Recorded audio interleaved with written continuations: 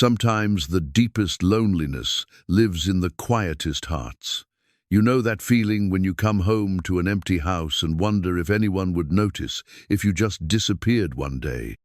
In the small town of Willow Gap, Miss Eliza Hart teaches school and goes home alone each night. Her fiancé never returned from the war, leaving her with nothing but memories and a boarding room that feels more like a tomb than a home. Across town, Thatcher Cole built a ranch with his own hands, but he built it for a family he's never had. His cabin echoes with silence, and folks in town whisper about the gentle giant who seems too afraid to let anyone close. When a storm destroys Eliza's roof, she finds herself at Thatcher's door with nowhere else to go. What he offers changes everything between them. But can two people who've forgotten how to hope learn to love again? Before we jump back in, tell us where you're tuning in from, and if this story touches you, make sure you're subscribed, because tomorrow I've saved something extra special for you. The morning sun cast long shadows across Willow Gap's dusty main street, where wooden storefronts stood like weathered sentinels against another day's relentless heat. This was a town that had seen better times and worse ones, where folks knew each other's business, but respected the silences that came with frontier living. The kind of place where a person could disappear into routine and find both comfort and sorrow in the predictability of each passing day. Miss Eliza Hart stepped carefully along the uneven boardwalk, her worn leather satchel containing the day's lessons pressed close to her side. At 28, she carried herself with the practiced grace of a woman who had learned to make dignity her closest companion. Her dark hair was pinned in a simple chignon, practical rather than fashionable, and her blue cotton dress had been mended twice at the sleeves where chalk dust and childhood enthusiasm had taken their toll. The schoolhouse sat at the far end of town like a beacon of hope, its white clapboard sides reflecting the morning light. Eliza had arrived in Willow Gap 3 years ago, carrying little more than her teaching credentials and a heart that had been shattered by news that would never stop echoing in her memory. Samuel Winters, her intended, had fallen at Gettysburg. The telegram had been brief, brutal in its efficiency. Regret to inform you, Private Samuel Winters killed in action. July 20 stop remains will not be recovered. Stop. Deepest sympathies. Stop. She pushed open the schoolhouse door and breathed in the familiar scent of chalk dust and pine boards. This place had become her sanctuary, where the eager faces of children aged 6 to 14 reminded her daily that hope could still take root in the hardest ground. Her teaching primer, a leather-bound volume that had belonged to her own teacher back in Pennsylvania, lay open on her desk where she'd left it the evening before. Its pages were soft with handling, margins filled with her careful notes about each student's needs and progress. "Good morning, Miss Hart," called out young Jimmy Brennan as he burst through the door, his freckled face bright with excitement. "Ma says there's a storm coming tonight. Big one." Eliza smiled, the expression transforming her serious features into something warm and maternal. "Good morning, Jimmy. Let's hope your mother is wrong about that storm. Now, take your seat and help me set out the slates." As the children filed in, Eliza felt the familiar tightening in her chest that came with the morning ritual. She loved these moments, when the schoolhouse filled with chatter and laughter, when the loneliness that followed her like a shadow seemed to retreat to the corners. Here, she was needed. Here, she mattered. The day passed in the comfortable rhythm of lessons and recitations, geography lessons about distant states, arithmetic problems scratched on slate boards, reading from McGuffey's primer. Eliza moved between the students with practiced ease, adjusting a hand position here, offering encouragement there, always mindful that for some of these children, school might be the only place they encountered gentleness. As the afternoon wore on, she noticed the sky darkening through the schoolhouse windows. Jimmy's mother might have been right about that storm after all. The wind began to pick up, rattling the glass panes and sending dust devils spinning across the schoolyard. "Children, let's dismiss a bit early today," she announced, watching the concern creep across young faces. "Gather your things quickly and head straight home. No dawdling." The exodus was swift but orderly, each child offering a polite goodbye before hurrying into the mounting wind. Eliza watched from the doorway as they scattered toward their homes, small figures bent against the gusts, and felt the old familiar pang of watching others return to families while she returned to solitude. She locked the schoolhouse and began her own walk home, clutching her shawl against the wind. Her boarding room at Mrs. Patterson's house was a modest affair, barely large enough for a narrow bed, a washstand, and a small table where she prepared her lessons by lamplight. But it was hers, paid for with her teacher's salary, and she had made it as comfortable as circumstances allowed. A few books lined a makeshift shelf, and pressed flowers from her students decorated the single window. Mrs. Patterson met her at the front door, wringing her hands. "Oh, Miss Hart, I'm so worried about this storm. The roof's been making terrible sounds all day. I keep thinking we should all gather in the cellar, but then I remember the last time we did that, and the dampness nearly killed poor Mr. Patterson's lungs." Eliza touched the older woman's arm gently. "I'm sure we'll be fine, Mrs. Patterson. These old houses have weathered many storms."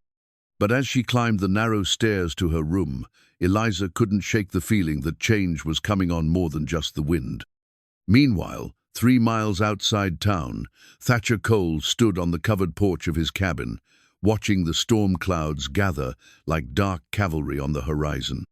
At 35, he was a man built for this harsh country, 6 feet and 4 inches of muscle and bone, with hands that could gentle a spooked horse or split fence posts with equal ease. His dark hair was touched with premature silver at the temples, and his green eyes held the kind of steady calm that came from learning early that the world could take everything from you without warning. The cabin behind him was solid, built to last, with thick log walls and a stone chimney that drew smoke cleanly even in the worst weather. He had built it with his own hands 7 years ago, after purchasing the land with money saved from years of working other men's cattle. Every board, every stone, every nail had been placed with the vision of a family that would someday fill these rooms with laughter and love. But the rooms remained empty except for the sound of his own footsteps. The irony wasn't lost on him that he had built a home for a family while living the life of a hermit. The townspeople knew him as a fair man, honest in his dealings, quick to help a neighbor in need.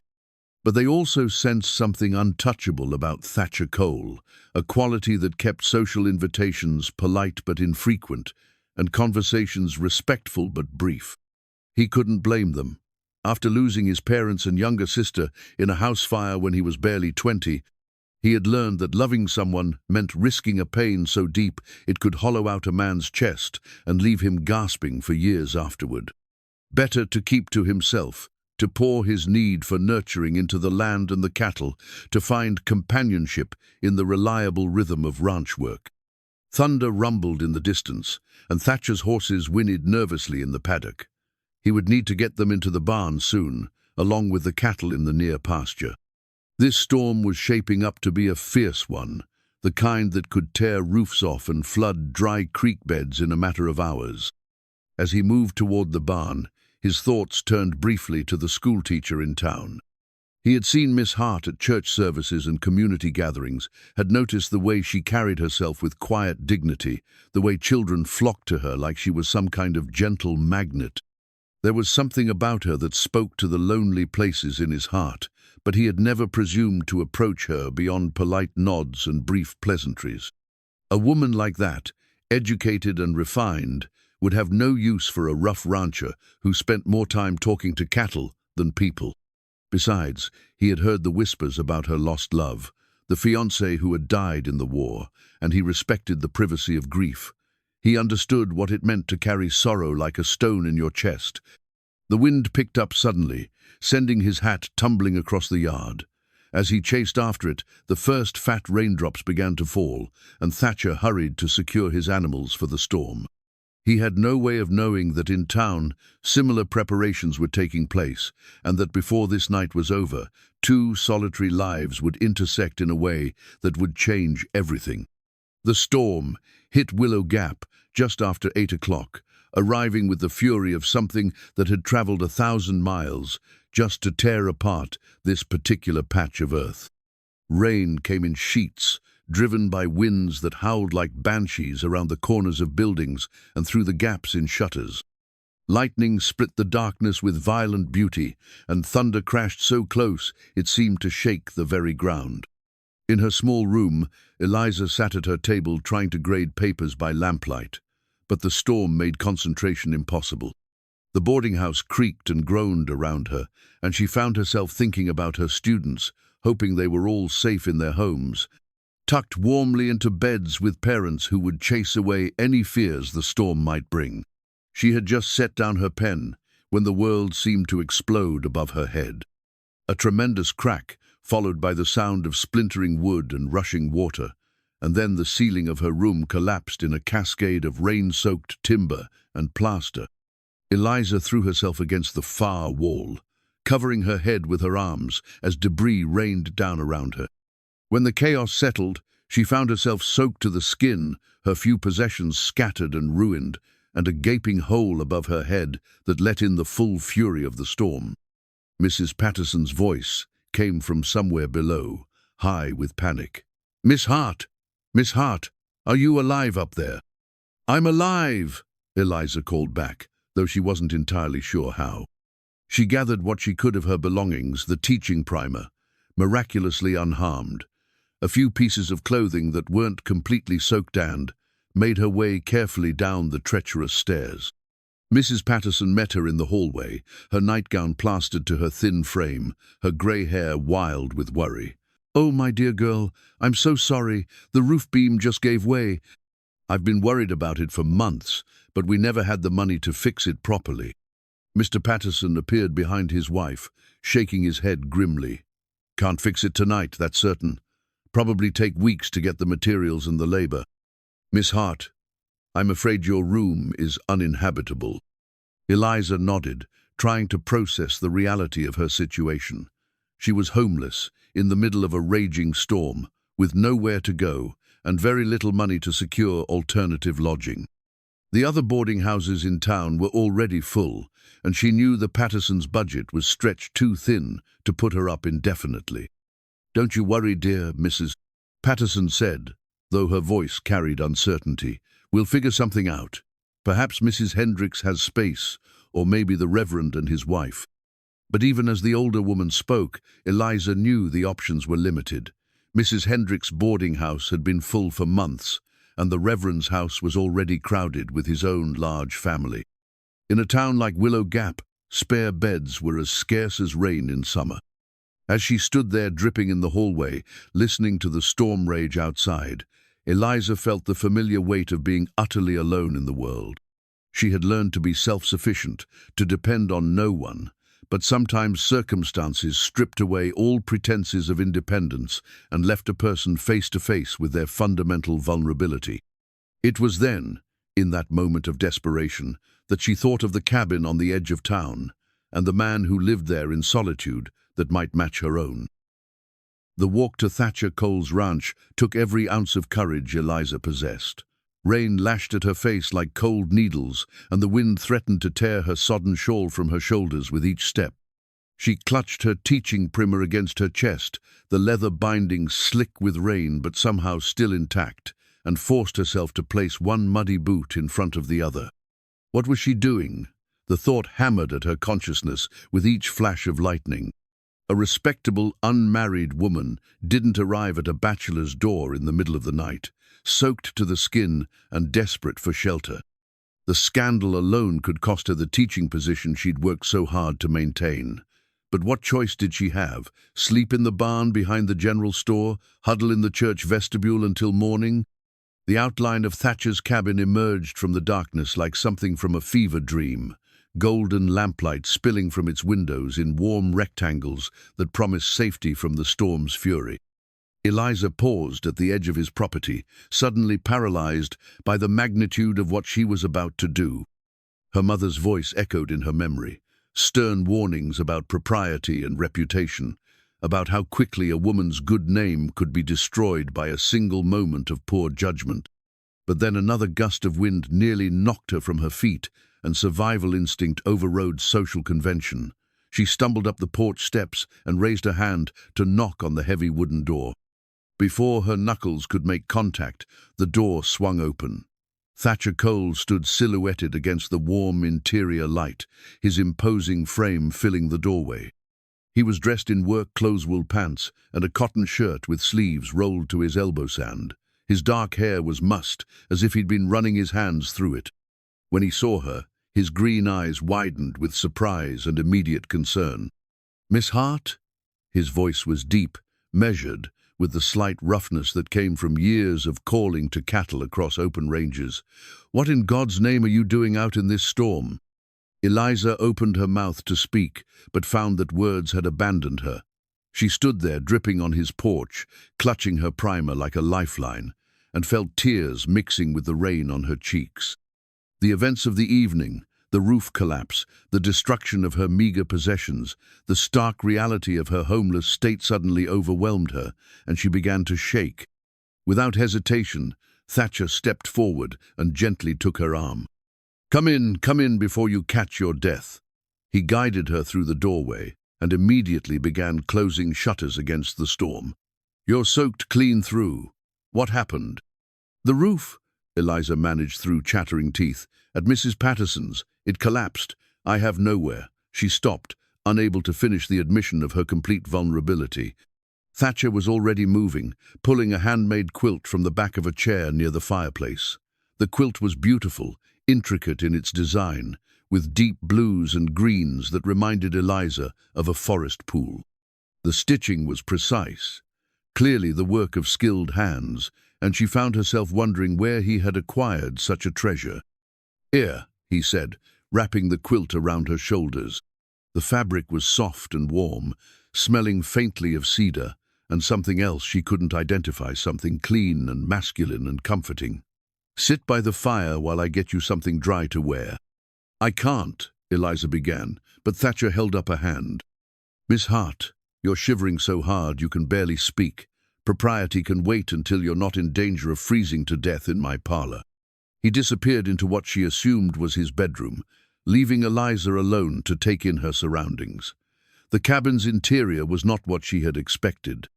Instead of the sparse, utilitarian space she had imagined, she found herself in a room that spoke of careful attention to comfort and beauty.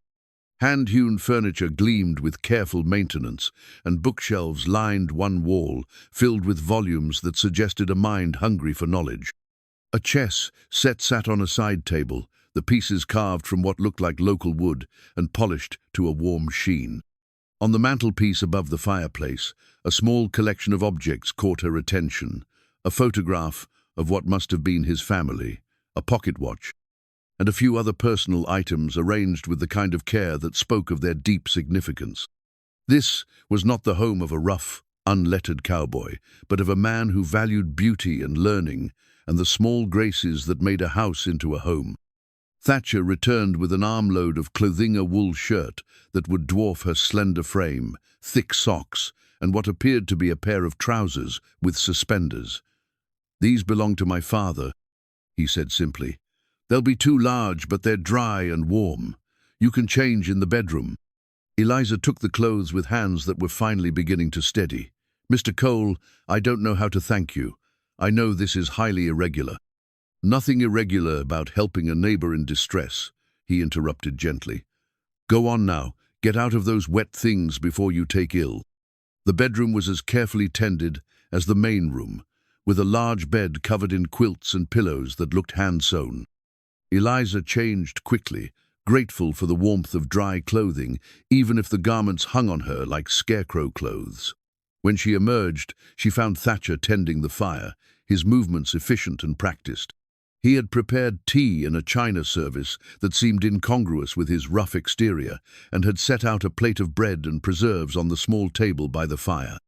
When he turned to look at her, something shifted in his expression, softening around the eyes, that made her suddenly aware of how she must look. Swimming in his father's oversized clothes, with her dark hair hanging in damp waves around her shoulders. "Better?" he asked, and she nodded, taking the chair he gestured toward. "Much better, thank you." She accepted the cup of tea he offered, wrapping her hands around it for warmth. "I'm sorry to impose on you like this. I didn't know where else to go." Thatcher settled into the chair across from her, his own cup dwarfed by his large hands. No imposition. I was just sitting here listening to the storm and thinking how empty this place feels sometimes. The admission seemed to surprise him, as if he hadn't meant to voice it aloud. They sat in comfortable silence for a moment, the only sounds the crackling of the fire and the continued fury of the storm outside. Eliza found herself studying his face in the firelight, noting the strong jaw and the way his eyes crinkled slightly at the corners, as if he smiled more often than his serious demeanor suggested. "This quilt," she said finally, touching the fabric that still draped her shoulders. "It's beautiful. The workmanship is extraordinary." A flush of color crept up Thatcher's neck. "Made it myself, actually. During the long winter evenings. Gives a man something to do with his hands besides worry." Eliza stared at him in amazement. "You made this, but the stitching, the pattern, it's so intricate." "My mother taught me before she died, said a man should know how to mend and make, same as a woman.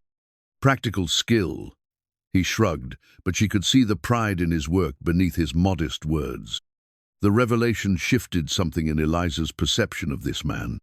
The careful home, the beautiful quilt, the gentle way he had welcomed her in from the storm, these were not the actions of a rough frontiersman, but of someone who understood the value of tenderness, who had learned to create beauty, even in solitude. "Mr. Cole," she began, then stopped, uncertain how to voice what she was thinking.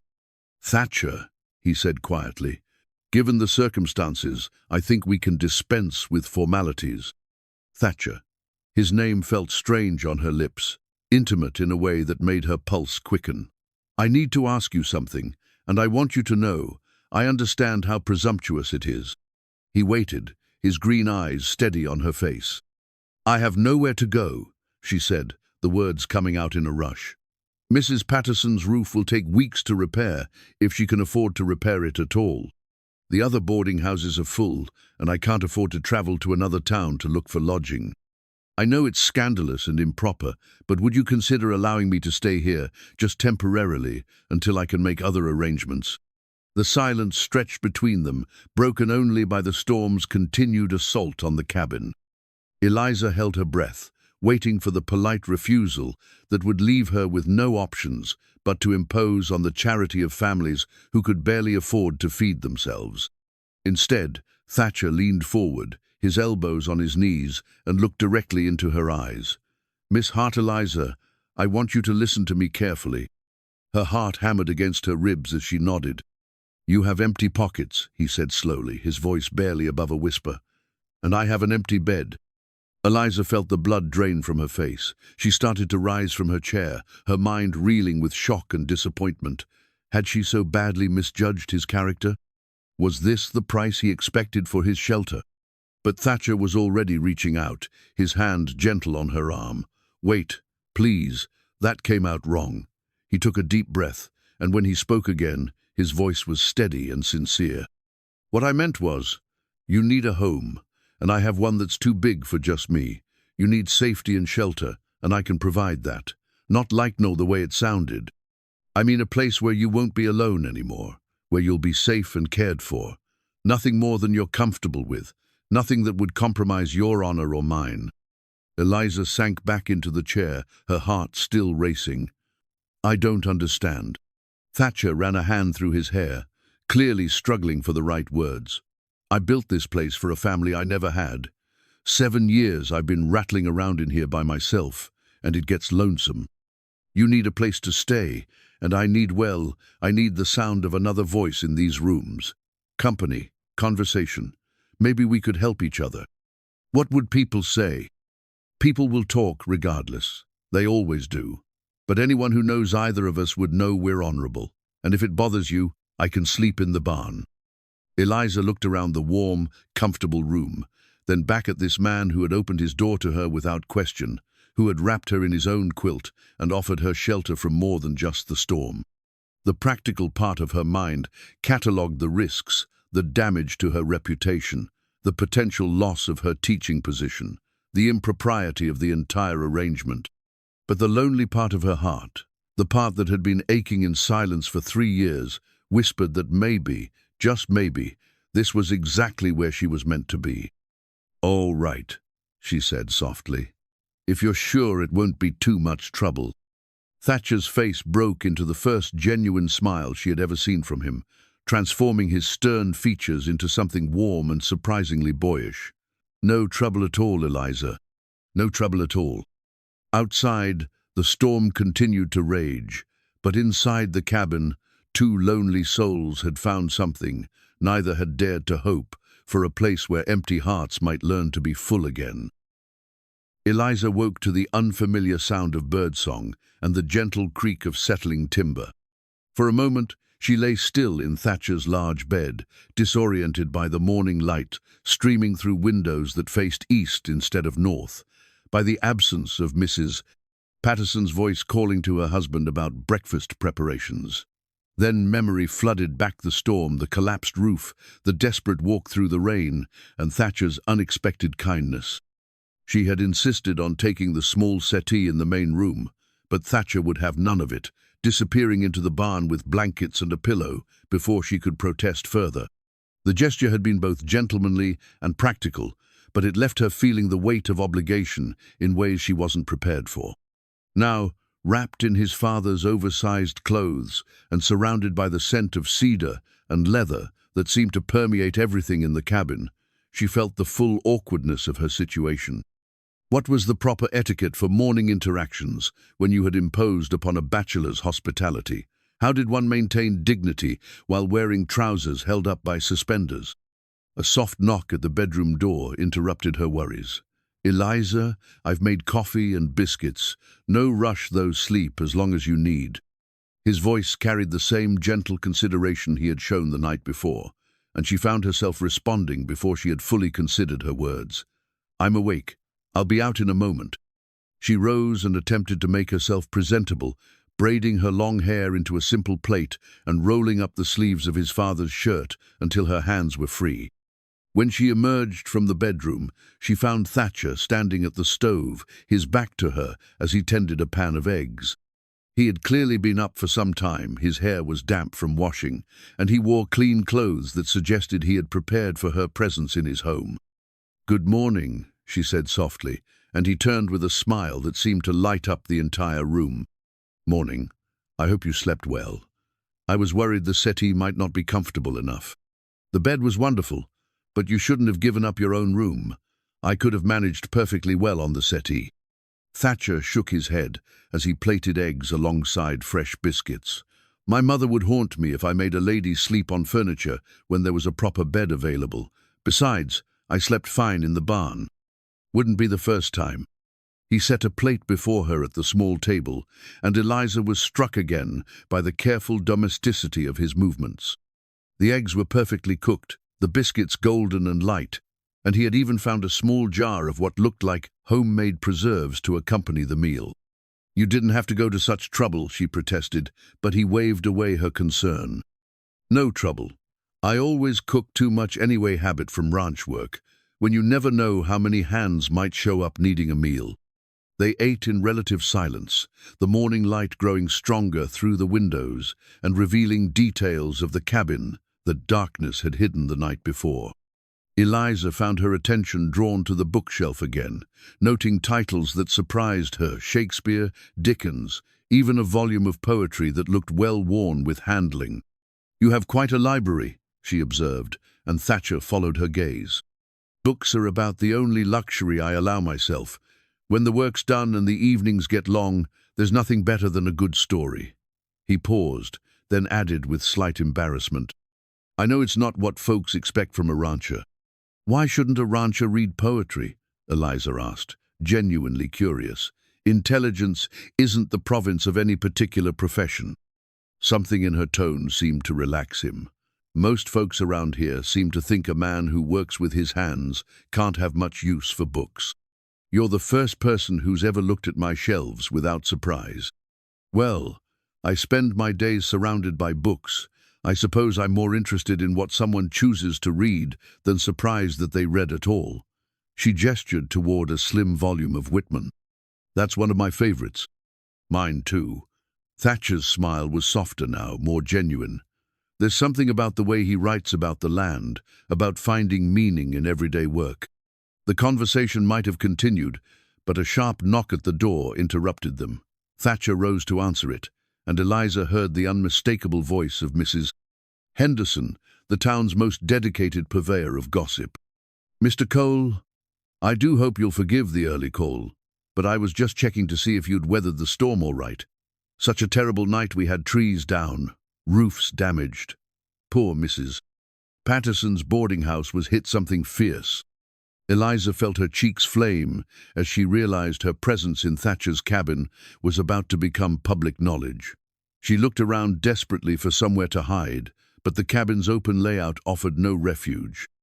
"I'm fine, Mrs. Henderson, thank you for asking," Thatcher replied evenly. "The cabin held up well." "Oh, that's wonderful. And I don't suppose you've heard anything about poor Miss Hart. Her room was completely destroyed, and no one seems to know where she spent the night. I'm so worried about her, out in this weather with nowhere to go." There was a pause, and Eliza could picture Thatcher weighing his options. He could lie, claim ignorance of her whereabouts, but that would only delay the inevitable discovery. Or he could tell the truth and face the immediate consequences. "Actually, Mrs. Henderson, Miss Hart is here. She needed shelter after the roof collapse, and I offered her a place to stay until other arrangements can be made." The silence that followed was so complete that Eliza could hear her own heartbeat. Then Mrs. Henderson's voice, pitched higher with shock and barely contained excitement. "She's here? Now? Oh, my dear Mr. Cole, surely you understand how this looks." "It looks like a neighbor helping another neighbor in distress," Thatcher said firmly. "Miss Hart was soaked through and had nowhere else to go. I offered her shelter, nothing more." "But the proprieties, Mr. Cole, an unmarried man and woman under the same roof." "I slept in the barn, Mrs. Henderson. Miss Hart had the cabin to herself." Eliza closed her eyes, knowing that this explanation, while true, would do little to quell the gossip that was already forming in Mrs. Henderson's mind. By noon, half the town would know where she had spent the night. By evening, the story would have been embellished beyond recognition. "Perhaps I should speak with Miss Hart," Mrs. Henderson suggested, with the tone of someone doing her Christian duty, to ensure she understands the delicacy of her situation. Before Thatcher could respond, Eliza stood and moved to the door. If she was going to face the town's judgment, she preferred to do it on her own terms.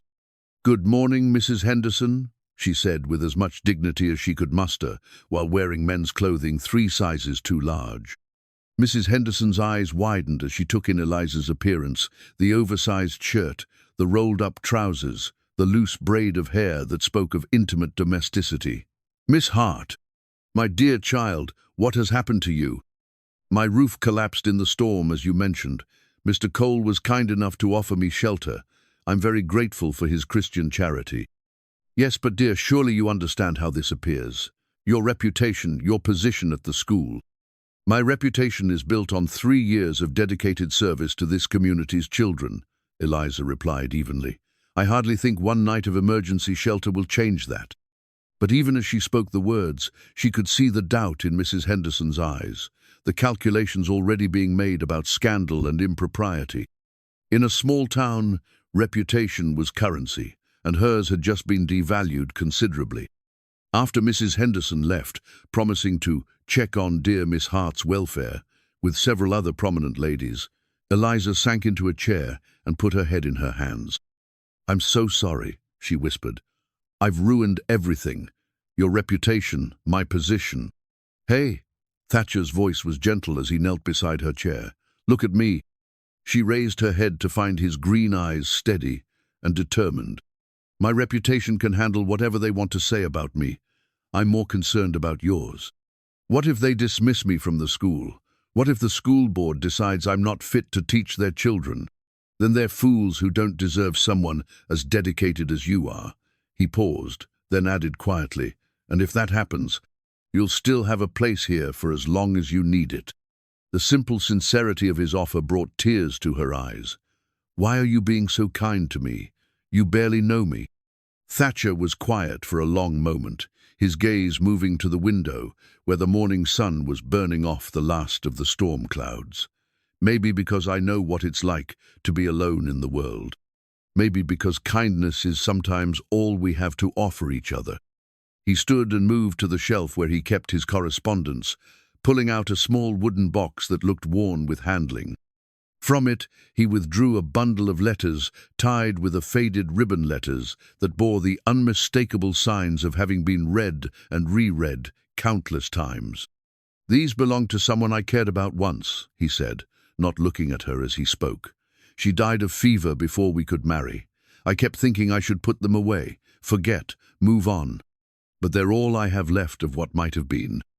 He held the letters for a moment longer, then carefully returned them to the box. "I'm not telling you this for pity, or to make you feel obligated to stay. I'm telling you because I understand what it means to lose someone, to have your life change in ways you didn't choose. And I understand what it means to be grateful when someone offers you a chance to start over." Eliza stared at him, seeing clearly for the first time the depth of loneliness that matched her own. Here was a man who had built a home for love that never arrived, who had learned to create beauty and comfort in solitude, who understood the ache of empty rooms and silent meals. "Samuel's letters," she said softly.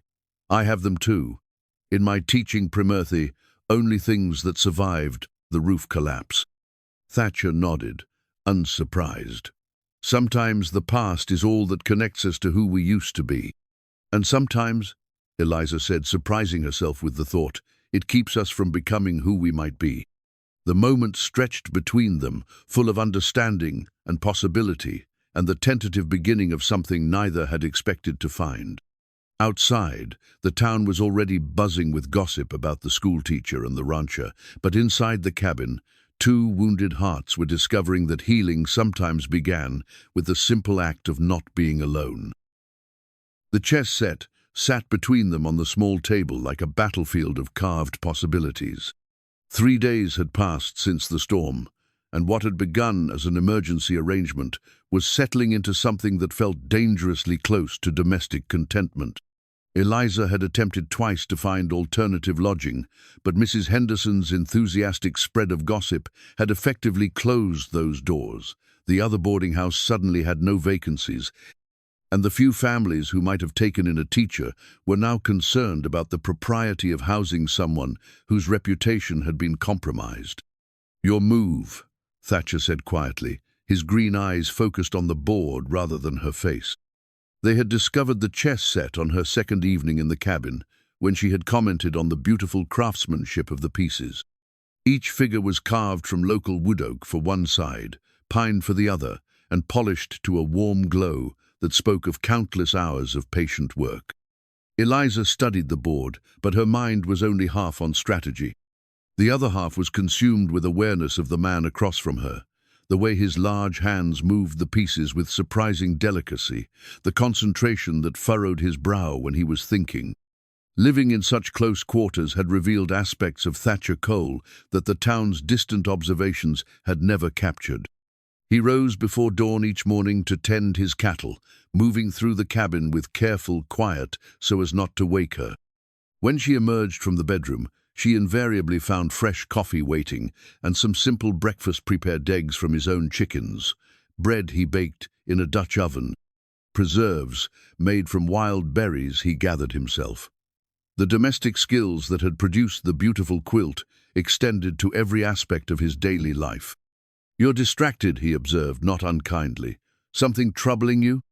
Eliza moved her bishop, then sat back in her chair.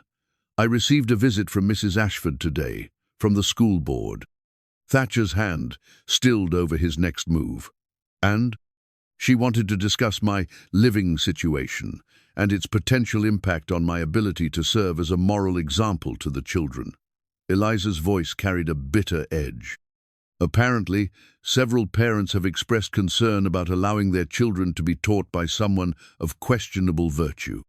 "What did you tell her?" "The truth. That you offered me shelter when I had nowhere else to go, that you've been nothing but respectful and honorable, and that my personal circumstances have no bearing on my ability to teach arithmetic and reading." Thatcher moved his knight, a strategic placement that threatened her queen. "How did she respond?" She said the board would be meeting next week to discuss the matter. She didn't say so directly, but I think they're planning to dismiss me. Eliza stared at the chessboard without seeing it. 3 years of dedicated service, and it all comes down to spending a few nights under the same roof as a bachelor. I'm sorry. The simple words carried a weight of genuine regret. If I'd thought it through better, maybe I could have found another solution that wouldn't have put your position at risk. Eliza looked up at him sharply. Are you suggesting you should have left me to sleep in the street to preserve the town's sense of propriety? No, but maybe. Thatcher Cole. If you're about to suggest that helping someone in distress was a mistake, I'll be very disappointed in you. Something in her tone seemed to surprise him. He leaned back in his chair, studying her face. You're not angry about the situation. You're angry about their response to it. Of course, I'm angry about their response. These are people who claim to follow Christian principles, who preach charity and compassion from their church pews. But the moment someone acts on those principles in a way that challenges their narrow definition of respectability, they turn into a pack of gossiping hypocrites. The vehemence of her words startled them both. Eliza had always been careful to maintain a composed, diplomatic demeanor in her interactions with the townspeople, understanding that her position required a certain level of political delicacy. But living in Thatcher's cabin, experiencing his quiet kindness and genuine consideration, had highlighted the contrast between authentic goodness and performative virtue. I've watched you these past few days, she continued, her voice softer now but no less intense. The way you care for your animals, the attention you put into every task, the respect you show for the food you prepare and the home you've built. There's more real decency in your little finger than in the entire school board combined. Thatcher was quiet for a long moment, his gaze moving between her face and the chess pieces. When he spoke, his voice carried a note of wonder. Most people see what they expect to see when they look at me, a big, rough cowboy who's good for ranch work and not much else. Then most people are idiots. The blunt assessment drew a surprised laugh from him, and Eliza felt a flutter of pleasure at the sound. In the 3 days she had been staying with him, she had learned that Thatcher's smiles were rare and precious things, and his laughter rarer still. You know, he said, moving his rook to counter her earlier bishop placement, when I built this cabin, I used to imagine conversations like this. Someone to talk to in the evenings, someone who could see past the surface of things. What else did you imagine? The question slipped out before Eliza could stop it, and she felt heat rise in her cheeks. But Thatcher didn't seem embarrassed by the personal turn of the conversation. Meals shared instead of eaten alone. Someone to read to in the winter evenings. Maybe music. I always hoped to find someone who could play piano, but there's no room for one in here. He gestured toward the compact interior of the cabin. Simple things, mostly. The kind of companionship that makes a house feel like a home. Do you play any instruments yourself? Harmonica a little, nothing fancy. He seemed almost shy about the admission. What about you? I noticed you humming yesterday while you were mending that tear in your skirt. I used to play piano before I came west, and I sing, though not as well as I'd like. She moved her queen to safety, thinking about the musical evenings she used to enjoy back in Pennsylvania before the war changed everything. I miss it sometimes, having music in my daily life. There's a piano at the church, old and out of tune, but it still makes music. Mrs. Ashford made it clear that my welcome at church functions might be somewhat diminished given my current circumstances. Thatcher's expression darkened. Adelaide Ashford is a sanctimonious old hen who wouldn't recognize Christian charity if it knocked on her door asking for shelter from a storm. The harsh assessment surprised Eliza had never heard Thatcher speak critically of anyone in town. You don't like her much. I don't like hypocrites, and she's one of the worst kind. All pious words and judgment, but when old Henrik Peterson was dying last winter and needed help with his cattle, where was her Christian duty then? I spent 3 weeks keeping that man's herd alive, while she organized prayer circles that did nothing but make the participants feel good about themselves. You never mentioned helping Mr. Peterson. Why would I? A man does what needs doing. He doesn't go around town looking for praise. The simple statement revealed more about Thatcher's character than a dozen testimonials could have.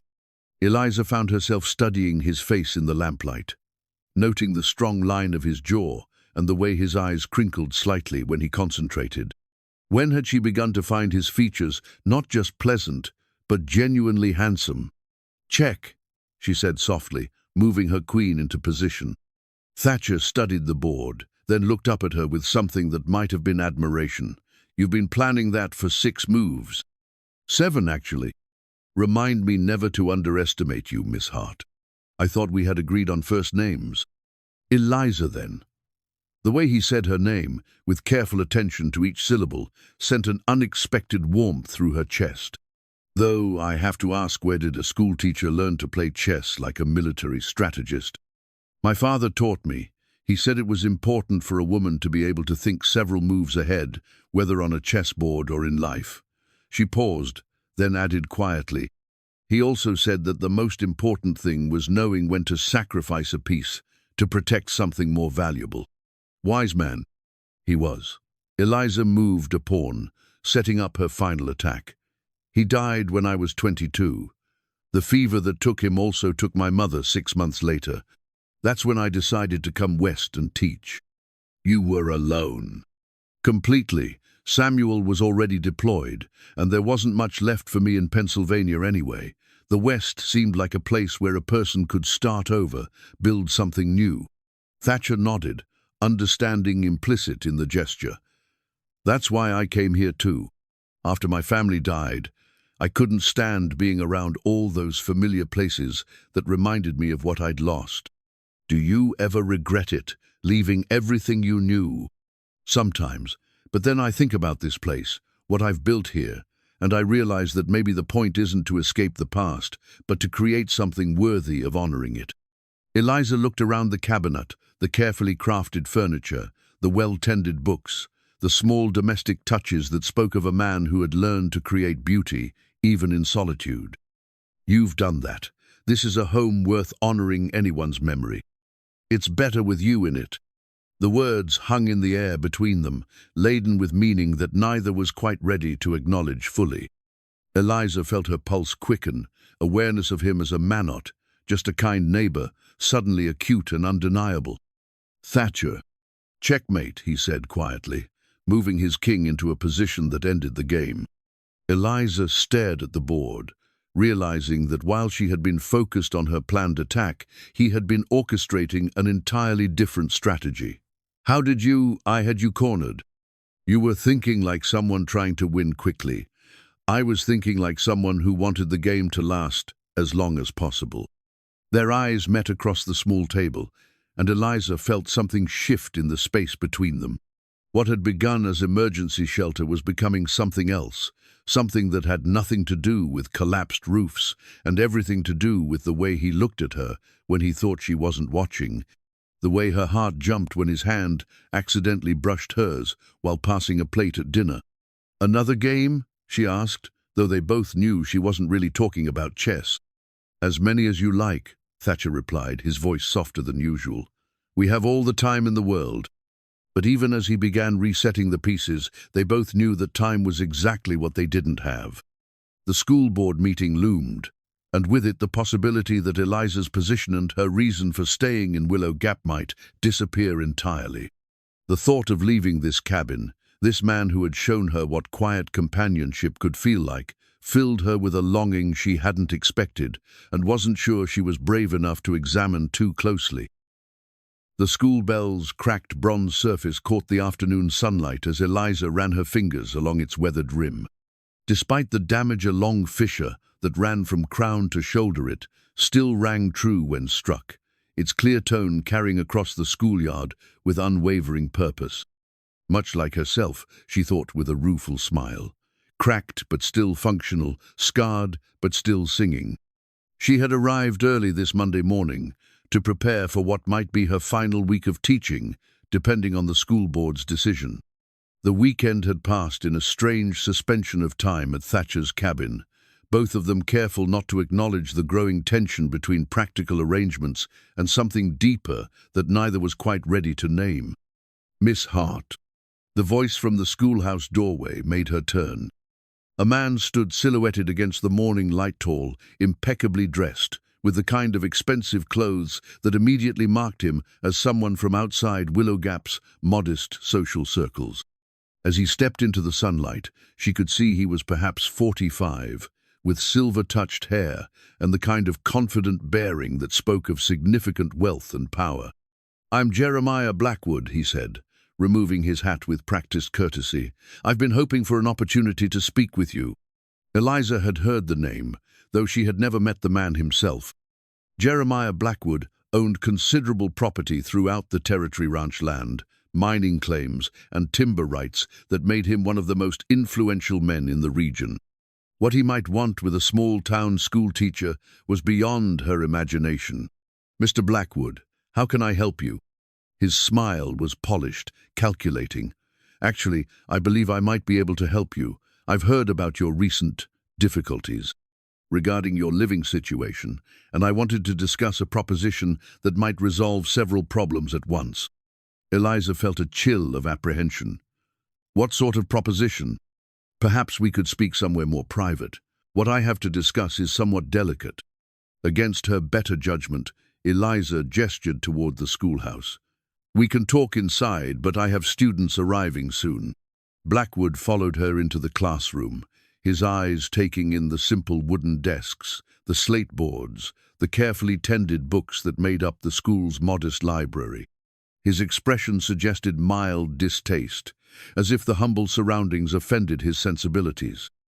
"Miss Hart, I'll speak plainly. I'm aware that the school board is concerned about your current living arrangements with Mr. Cole. Such concerns, while perhaps narrow-minded, could result in your dismissal from this position. And I find myself in need of a wife." The blunt statement hit Eliza like a physical blow.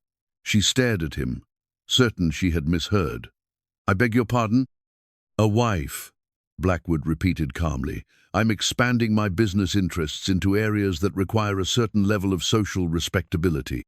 A wife would provide that respectability, particularly one with your education and moral standing in the community.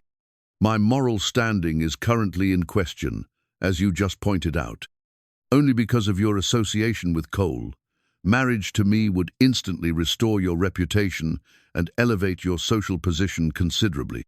You would never want for anything fine clothes, a beautiful home, the kind of life a woman of your refinement deserves." Eliza felt as if the world had tilted slightly off its axis. "Mr. Blackwood, I barely know you. What you're suggesting?" "I'm suggesting a practical arrangement that would benefit us both. You need security and respectability. I need a wife who can help me navigate the social requirements of expanding business. It's not romantic, perhaps, but it's sensible. And if I refuse—" Something shifted in Blackwood's expression, a hardness that had been hidden beneath the polished exterior. "I would hate to see a talented teacher lose her position over something as trivial as where she chooses to sleep. But these small towns can be so unforgiving about matters of propriety." The threat was delicately delivered but unmistakable. Eliza felt anger rising in her chest, hot and clean. "Are you suggesting that you have influence over the school board's decision?" "I'm suggesting that I have influence over many things in this territory, Miss Hart. The school board values my opinion, as do the owners of the boarding houses, the bank that holds mortgages on most of the businesses in town, and the territorial officials who determine funding for schools like this one." The pieces fell into place with sickening clarity. Blackwood wasn't just making a marriage proposal, he was demonstrating the extent of his power over her life and the lives of everyone in Willow Gap. Cross him, and she would find herself not just unemployed but unemployable, with no resources and no refuge.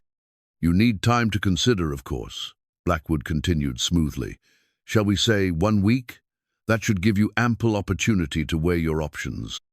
And if I choose to marry you, what exactly would you expect from this arrangement?"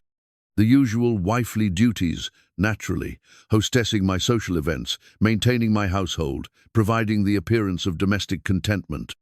Children, eventually, to secure my legacy." He paused, his gaze moving over her in a way that made her skin crawl. I think you'll find me a reasonable husband, Miss Hart. I don't require affection, merely compliance." The word compliance hung in the air like a poison cloud. Eliza thought of Thatcher's gentle consideration, his careful respect for her autonomy and dignity, and the contrast with this man's cold calculation made her stomach turn. "I'll need time to consider," she said, though every fiber of her being was screaming rejection. "Of course, 1 week, as I said. I'll expect your answer then." After Blackwood left, Eliza sank into her chair behind the teacher's desk and tried to process what had just occurred. The man had essentially bought and paid for her life, presenting marriage as the only alternative to complete ruin. And the most terrifying part was that he probably had the power to make good on his threats. The sound of children's voices in the schoolyard roused her from her dark thoughts. She had a job to do, possibly for only a few more days, and she refused to let Blackwood's manipulations rob her students of her full attention. The day passed in a blur of lessons and recitations, but Eliza found herself watching her students with new intensity, memorizing their faces and voices against the possibility that she might soon be forced to leave them behind.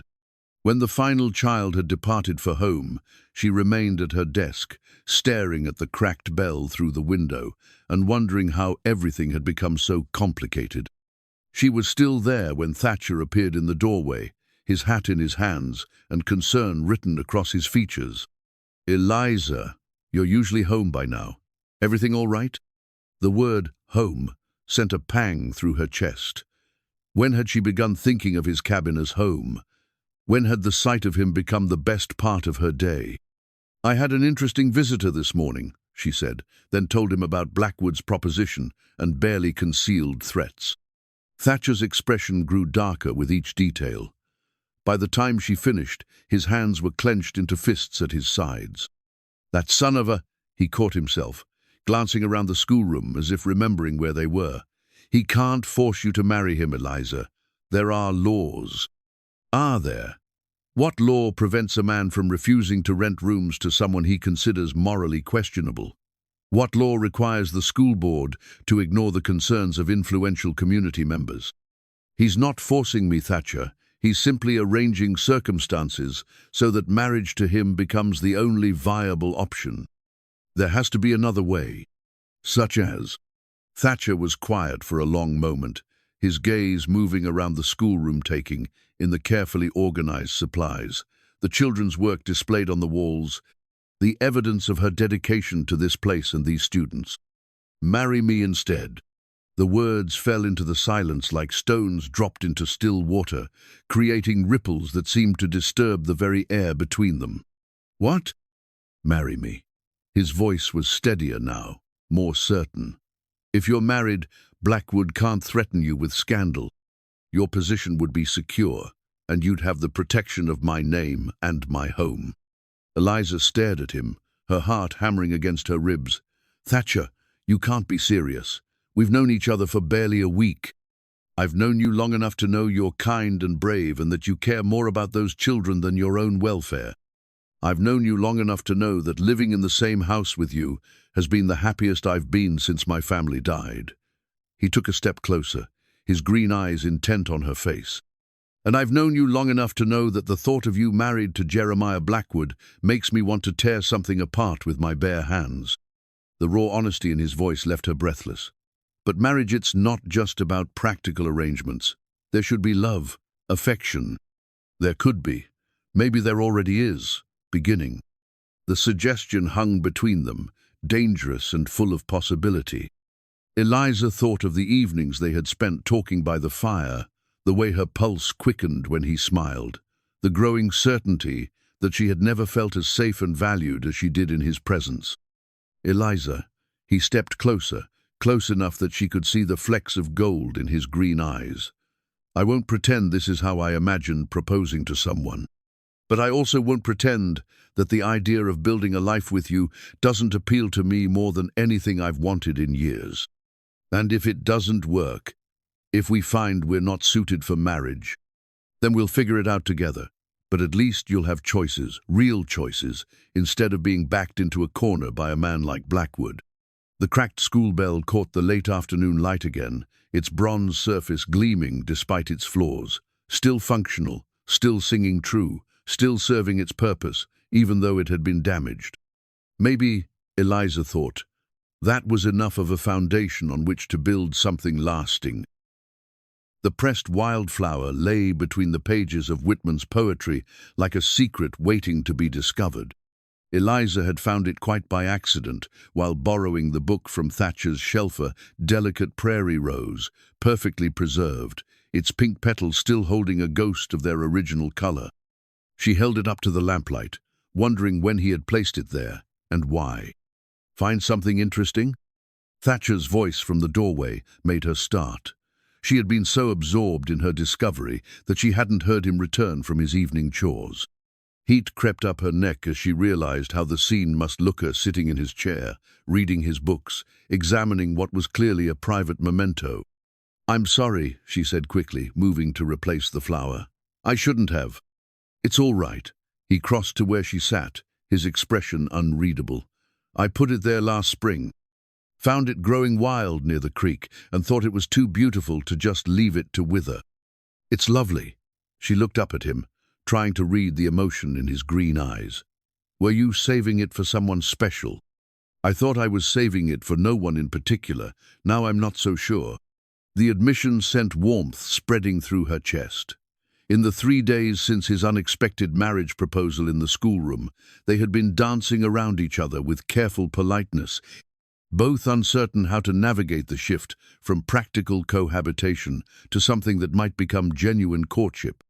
Eliza had asked for time to consider his offer, and he had given it without pressure, continuing to sleep in the barn and maintain the respectful distance that had characterized their arrangement from the beginning. But the awareness between them had changed, charged now with possibility and the unspoken acknowledgement that they were both considering a future neither had anticipated. "Thatcher," she began, then stopped, uncertain how to voice what she was feeling. "You don't have to decide tonight," he said gently, "or tomorrow, or even next week if you need more time. Whatever Blackwood's deadline, we'll figure out another way to handle him if marriage isn't what you want." "That's just it. I don't know what I want anymore." She closed the book carefully, keeping the flower safe between its pages. "A month ago, my life was predictable. Lonely, perhaps, but predictable. I taught school, I went home to my boarding room, I read my books and wrote my letters and told myself that contentment was enough. And now I wake up in your bed surrounded by quilts you made with your own hands, and I drink coffee you prepared because you thought I might want it when I emerged from sleep. I sit across from you at meals and listen to you talk about books and ideas and dreams for the future, and I think this is what companionship is supposed to feel like." Thatcher settled into the chair across from her, his expression thoughtful. "That sounds like a good thing." "It is a good thing. That's what frightens me." She met his gaze directly. "I've grown comfortable here, Thatcher. Comfortable in ways that have nothing to do with physical shelter and everything to do with feeling less alone in the world. What if I say yes to marriage and it changes everything? What if we lose this easy companionship in favor of legal obligations and societal expectations? What if we don't?" The simple question hung in the air between them. Eliza found herself studying his face, the strong jaw, the way his hair fell across his forehead, the steady patience in his eyes that had never once pressured her for more than she was ready to give. "Tell me about her," she said suddenly, "the woman whose letters you keep in that wooden box." Thatcher was quiet for so long that she thought he might not answer. When he finally spoke, his voice was soft with memory. "Her name was Catherine. We grew up on neighboring farms back in Missouri, knew each other from childhood. Everyone always assumed we'd marry eventually, and I suppose we did too. She was sweet, gentle, everything a man was supposed to want in a wife. But when I talked to her about coming west, about building something new, she wanted no part of it. She wanted to stay close to family, to live the same life her mother had lived and her grandmother before that. There was nothing wrong with that, it just wasn't what I needed." "So you left her behind?" "She was the one who ended our engagement, said she couldn't marry a man whose dreams would take him away from everything she held dear." He was quiet for a moment, then added, "She died of fever 6 months later, before I'd even reached Colorado territory. The letters came from her sister, along with the ones Catherine had written but never sent. What did they say? That she regretted letting fear make her decisions, that she wished she had been brave enough to build a new life with me, instead of clinging to the familiar one." Thatcher's gaze met hers. "I keep them as a reminder that sometimes the safe choice isn't the right choice." The weight of his words settled over them both. Eliza thought about her own safe choices, staying in the boarding room that felt like a tomb, teaching children while denying herself the possibility of having her own, building walls around her heart to protect against the kind of loss she had experienced when Samuel died. "I've been afraid," she admitted, "not just of Blackwood's threats but of this, of caring about someone again, of letting myself hope for more than just existence. Fear makes sense. Anyone who's lost someone they loved knows how much it can hurt to open your heart again. But you're willing to risk it?"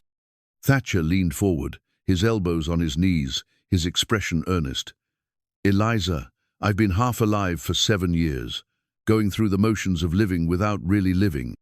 These past days with you here talking to you, sharing meals, just knowing there's someone else in these rooms who cares whether I come home safe at the end of the day, it's reminded me what it feels like to be fully alive.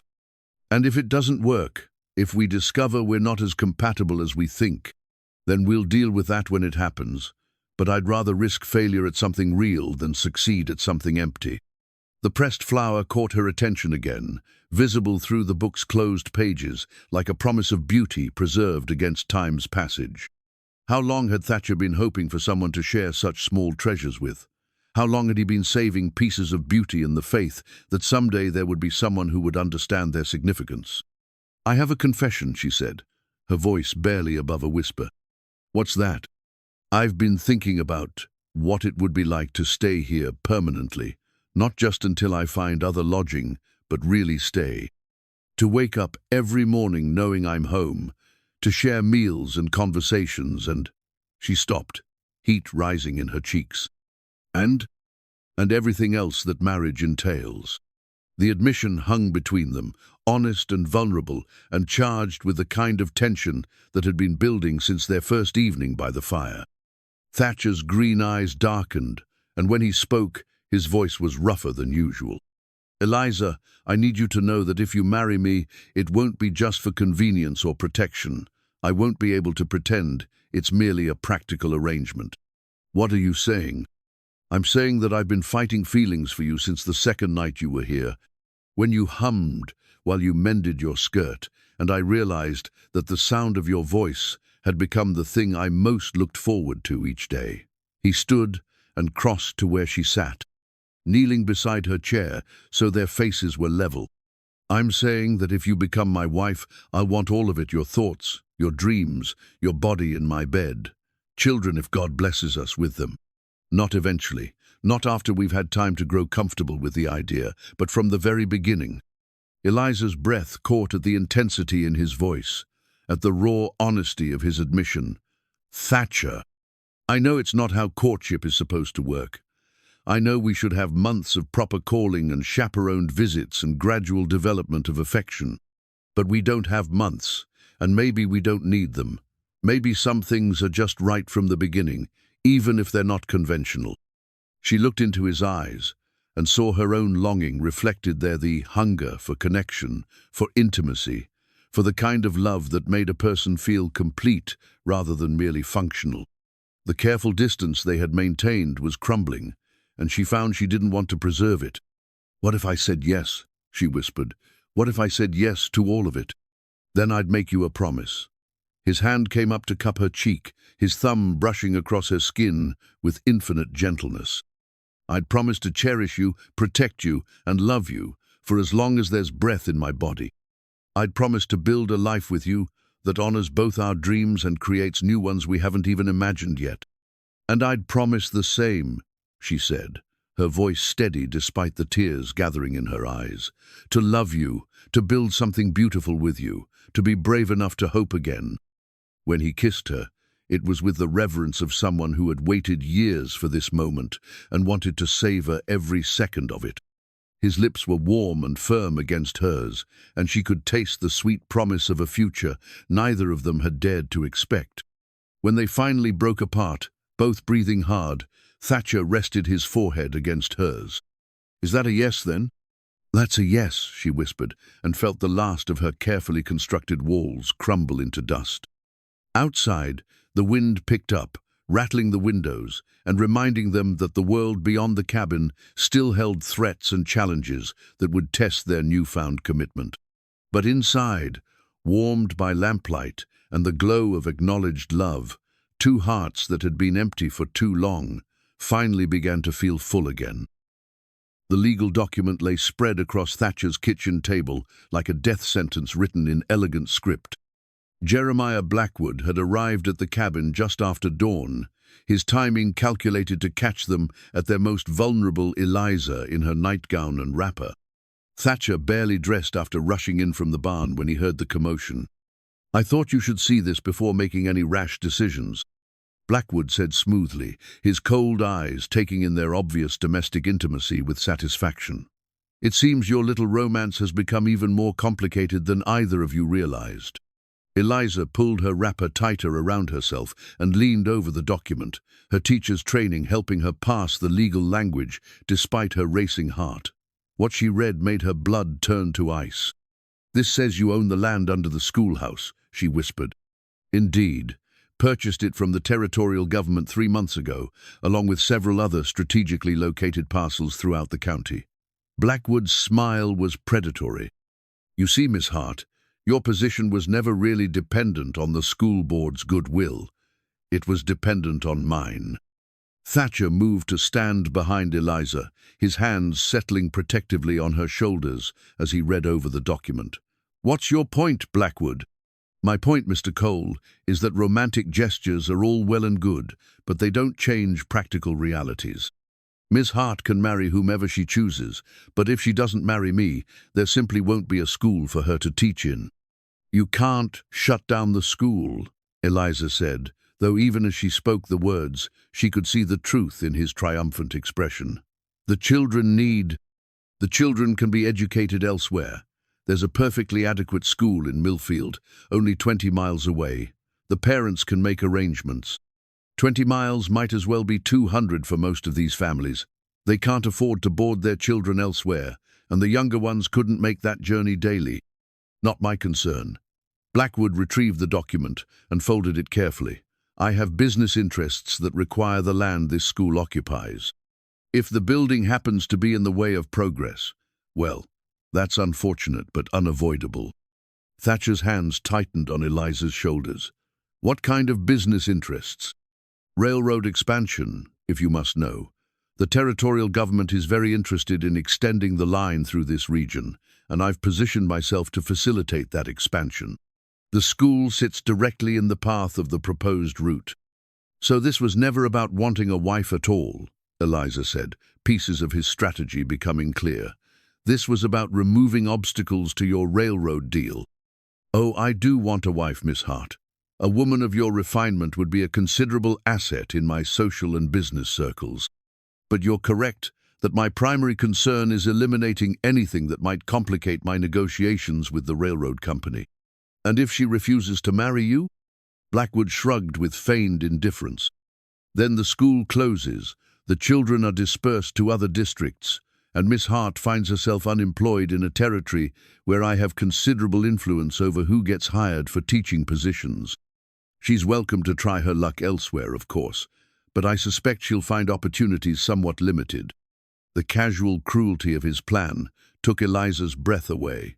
He had maneuvered her into a position where refusing him would harm not just herself, but every child in Willow Gap and their families. It was manipulation of the most sophisticated, using her own compassion and sense of duty as weapons against her. "There's more," Blackwood continued, pulling out a second set of papers. "I've also been acquiring debts and mortgages throughout the region. It's amazing how many people are struggling to make their payments, particularly ranchers trying to expand their operations with borrowed money." Thatcher went very still behind her. "What are you talking about?" "Your mortgage, Mr. Cole. The one you took out 2 years ago to buy additional grazing land and improve your herd. The bank was happy to sell me the note at a discount. Apparently, they were concerned about your ability to make the final payments. Eliza felt Thatcher's hands tremble slightly on her shoulders, and her heart broke for him. He had been so proud of his ranch, of building something substantial and lasting with his own hands. The idea that he might lose it was devastating enough, but to have that threat used as leverage in Blackwood's twisted courtship made it infinitely worse. "The payments aren't due for another 18 months, Thatcher said, his voice carefully controlled. "Under the original terms, yes. But loan agreements often include provisions for immediate payment if the noteholder deems the borrower's circumstances to have changed in ways that affect their ability to repay." Blackwood's smile was cold. Living arrangements that compromise a man's moral standing might constitute such a change. "You bastard." "Language, Mr. Cole. There's a lady present." Blackwood's tone remained conversational, as if they were discussing the weather rather than the systematic destruction of their lives. "Of course, if Miss Hart were to marry me instead of you, I might be persuaded to extend more favorable terms on your loan. Possibly even forgive it entirely as a wedding gift to my bride's former landlord." The word landlord was delivered with just enough emphasis to make it clear that Blackwood knew exactly what their relationship had become, and that he intended to use even their growing love as ammunition against them. Eliza turned in Thatcher's arms to face him, seeing her own anguish reflected in his green eyes. "He's been planning this for months, hasn't he? Positioning himself to control every aspect of our lives." "It would appear so." "The question now," Blackwood interjected, "is what you intend to do about it. Miss Hart, you have until the end of the week to give me your answer. Choose me, and the school remains open. The children continue their education, and Mr. Cole keeps his ranch. Choose him, and everyone suffers the consequences of your selfishness." After Blackwood left, they stood in the kitchen holding each other, while the magnitude of their situation sank in. Everything they had begun to build together, the tentative love, the hope for a shared future, had been poisoned by one man's greed and lust for control. "There has to be another way," Thatcher said finally. "Some legal recourse, some way to fight this." "With what?" "He owns the judge's mortgage too, probably, and half the territorial officials. Men like Blackwood don't make moves like this unless they're certain they can't be stopped." "So, what do we do?" Eliza pulled back to look at him, memorizing his face as if she were already saying goodbye. "We do what we have to do to protect the people we care about." "Eliza, no. You can't be thinking of—" "What choice do we have? If I marry you, 60 children lose their education, and you lose everything you've worked for. If I marry him, at least the damage is limited to just me." "Just you?" Thatcher's voice was raw with emotion. "Eliza, you're not just anyone to me. You're everything. The thought of you married to that man, subjected to his—" He couldn't finish the sentence. "I know, but sometimes love means making sacrifices to protect the people you love." "No." His hands came up to frame her face, his thumbs brushing away tears she hadn't realized were falling. "There has to be another way. I won't let him have you, not like this." "What if there isn't another way? What if this is the choice we have to make?" Thatcher was quiet for a long moment, his gaze moving around the cabin that had become their refuge, their sanctuary from the world's harshness. When he spoke again, his voice was steady with resolve. "Then we fight. We find a way to expose him, to break his hold over this town. And if we can't—" He paused, then continued with fierce determination. "If we can't, then we leave. All of us. We take the children and their families, and we start over somewhere. He can't reach us. That's impossible. These people have roots here, lives, property. Property he's trying to steal anyway, lives he's trying to control.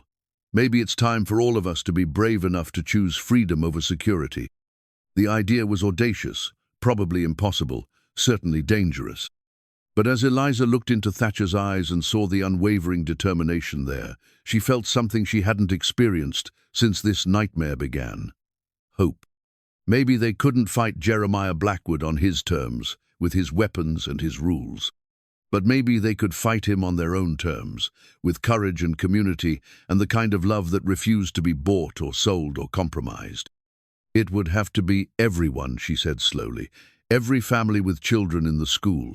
They'd all have to be willing to leave everything behind. Then we convince them. We show them what staying will cost and what leaving might gain. We give them a choice that Blackwood never intended them to have. Outside, storm clouds were gathering again on the horizon, dark and threatening. But inside the cabin, two people who had found love in the midst of loneliness were discovering that together they might be strong enough to weather whatever storm was coming.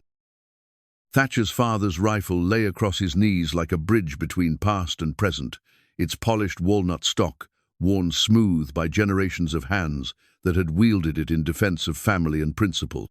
He sat on the cabin's front porch in the pre-dawn darkness, watching the eastern horizon for the first hint of light that would signal the beginning of what might be the most important day of his life. 3 days had passed since Blackwood's ultimatum, and they had been the most intense 72 hours Eliza could remember. What had begun as desperate planning had evolved into something she could only describe as a quiet revolution. Families throughout Willow Gap, coming together in ways that transcended individual self-interest and reached toward something larger and more hopeful. It had started with the Brennans. Eliza had visited their farm the evening after Blackwood's threatening visit, carrying with her a proposal that sounded insane, even to her own ears. What if they all left? What if every family affected by the school closure simply pulled up stakes and moved somewhere Blackwood's influence couldn't reach them? Mary Brennan had listened in silence while her husband Tom paced the small kitchen, his weathered face cycling through disbelief, anger, and something that might have been desperate hope. "You're talking about abandoning everything we've built here," Tom had said finally. "This farm, our neighbors, the life we've made."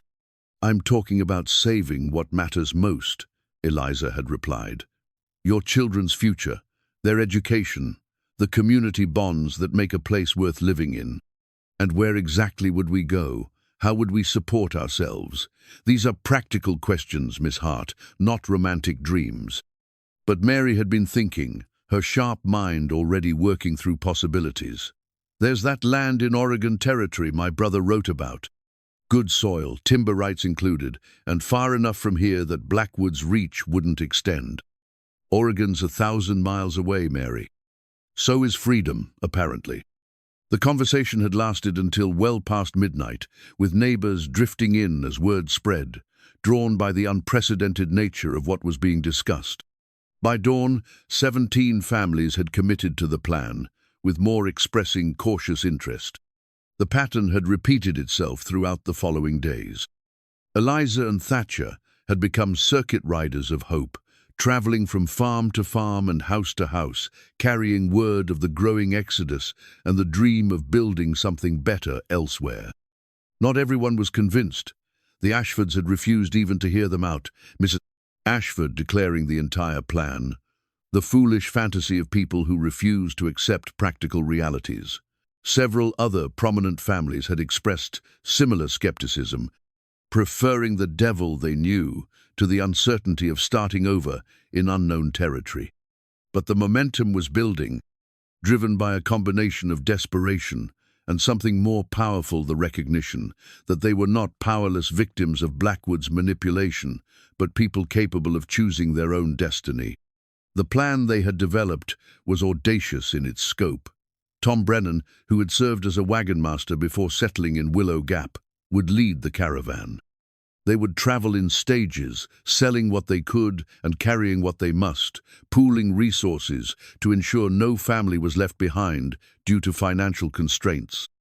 Mary Brennan and 2 other women had been corresponding frantically with contacts in Oregon, securing promises of land and employment for the group. Most importantly, they had found a way to take the school with them. Not the building, obviously, but the institution itself. Eliza would continue as their teacher, and they would establish a new school in whatever community they created.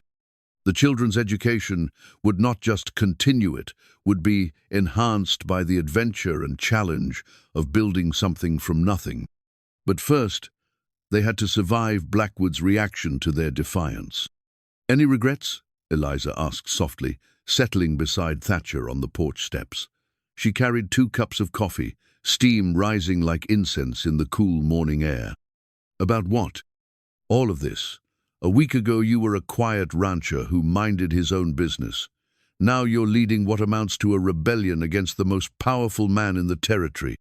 Thatcher accepted the coffee gratefully, his eyes still scanning the horizon. "I've been thinking about that, about how quickly everything changed. And I realized that nothing really changed at all. The corruption was always there, the abuse of power, the way men like Blackwood use other people as game pieces in their personal chess matches.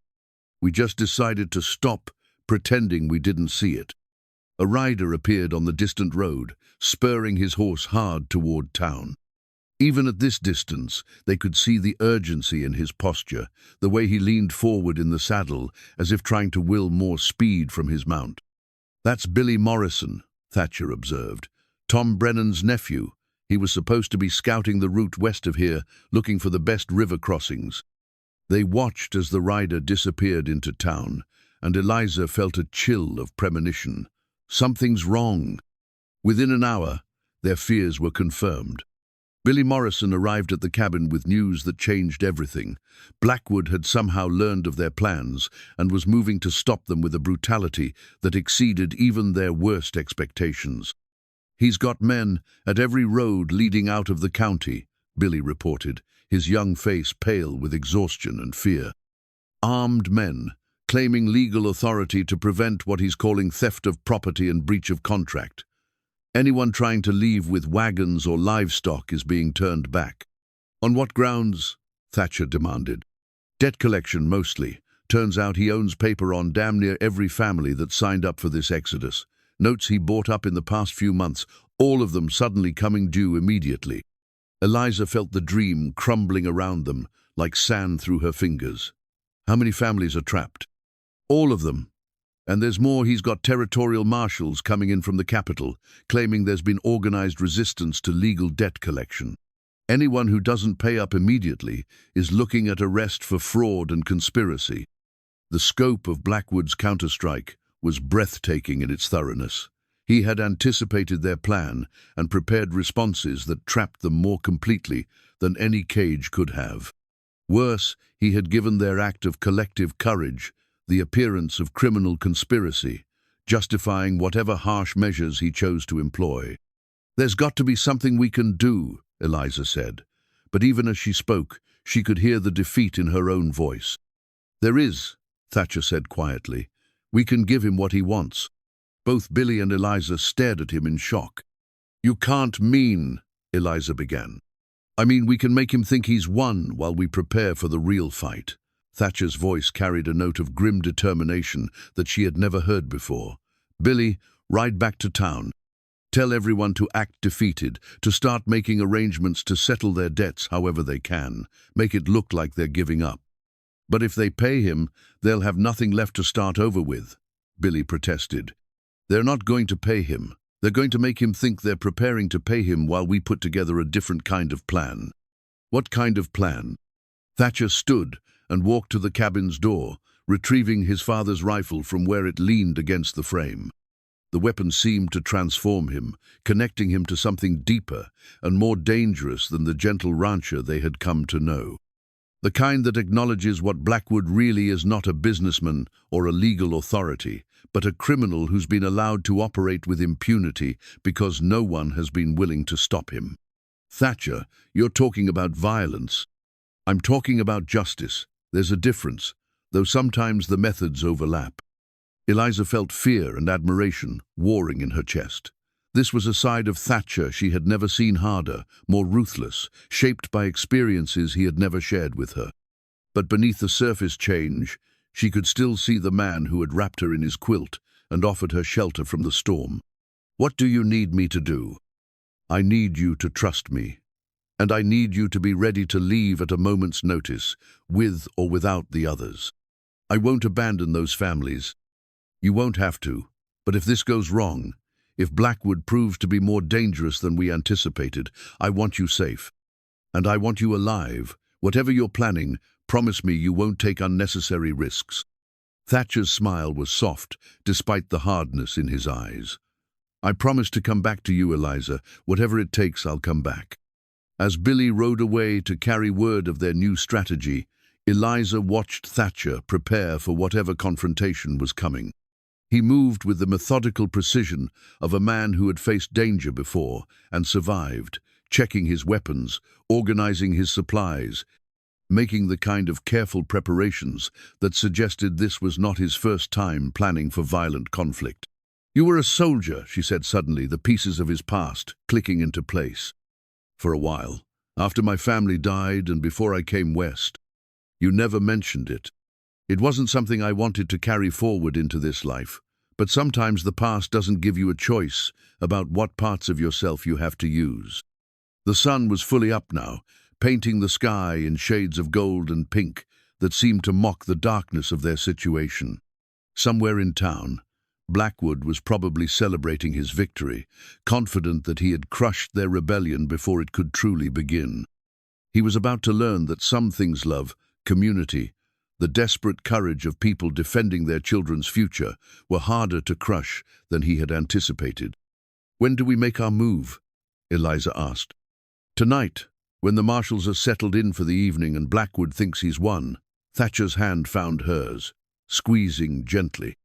"By tomorrow morning, either we'll be free or we'll be dead, but we won't be slaves to his greed anymore." The simple finality of his words sent both terror and exhilaration through her. In 12 hours, their carefully constructed new life would either be secured forever or destroyed completely. There would be no middle ground, no compromise, no gradual resolution. Just two people who had found love in the midst of loneliness, preparing to risk everything to protect that love and the community that had embraced it. The town meeting bell rang out across Willow Gap at sunset, its bronze voice carrying a summons that had never been more urgent. One by one, figures emerged from houses and farms, moving through the gathering dusk toward the schoolhouse where Eliza had spent so many hopeful days, teaching children who might soon be scattered to the winds. The building was packed beyond capacity, with people standing along the walls and spilling out onto the front steps. Faces that Eliza had known for 3 years looked drawn and worried in the lamplight. Parents who had trusted her with their children's futures, neighbors who had become friends, families who had dared to dream of something better only to find themselves trapped by their own courage. At the front of the room, Jeremiah Blackwood stood beside a table laden with legal documents, his expensive suit and confident, bearing a stark contrast to the work clothes and worried expressions of the assembled crowd. 2 territorial marshals flanked him, their badges catching the light like small suns, their hands resting casually on their sidearms. "Thank you all for coming," Blackwood began, his voice carrying the smooth authority of a man accustomed to being obeyed. "I know this has been a difficult time for everyone, with all the uncertainty and wild rumors that have been circulating." A murmur ran through the crowd, the kind of restless sound that came from people biting back words they desperately wanted to speak. "I'm here tonight to clear up any confusion about the legal realities of your situations," Blackwood continued. "As you know, I hold valid debt instruments on most of your property's loans that have come due and must be satisfied immediately."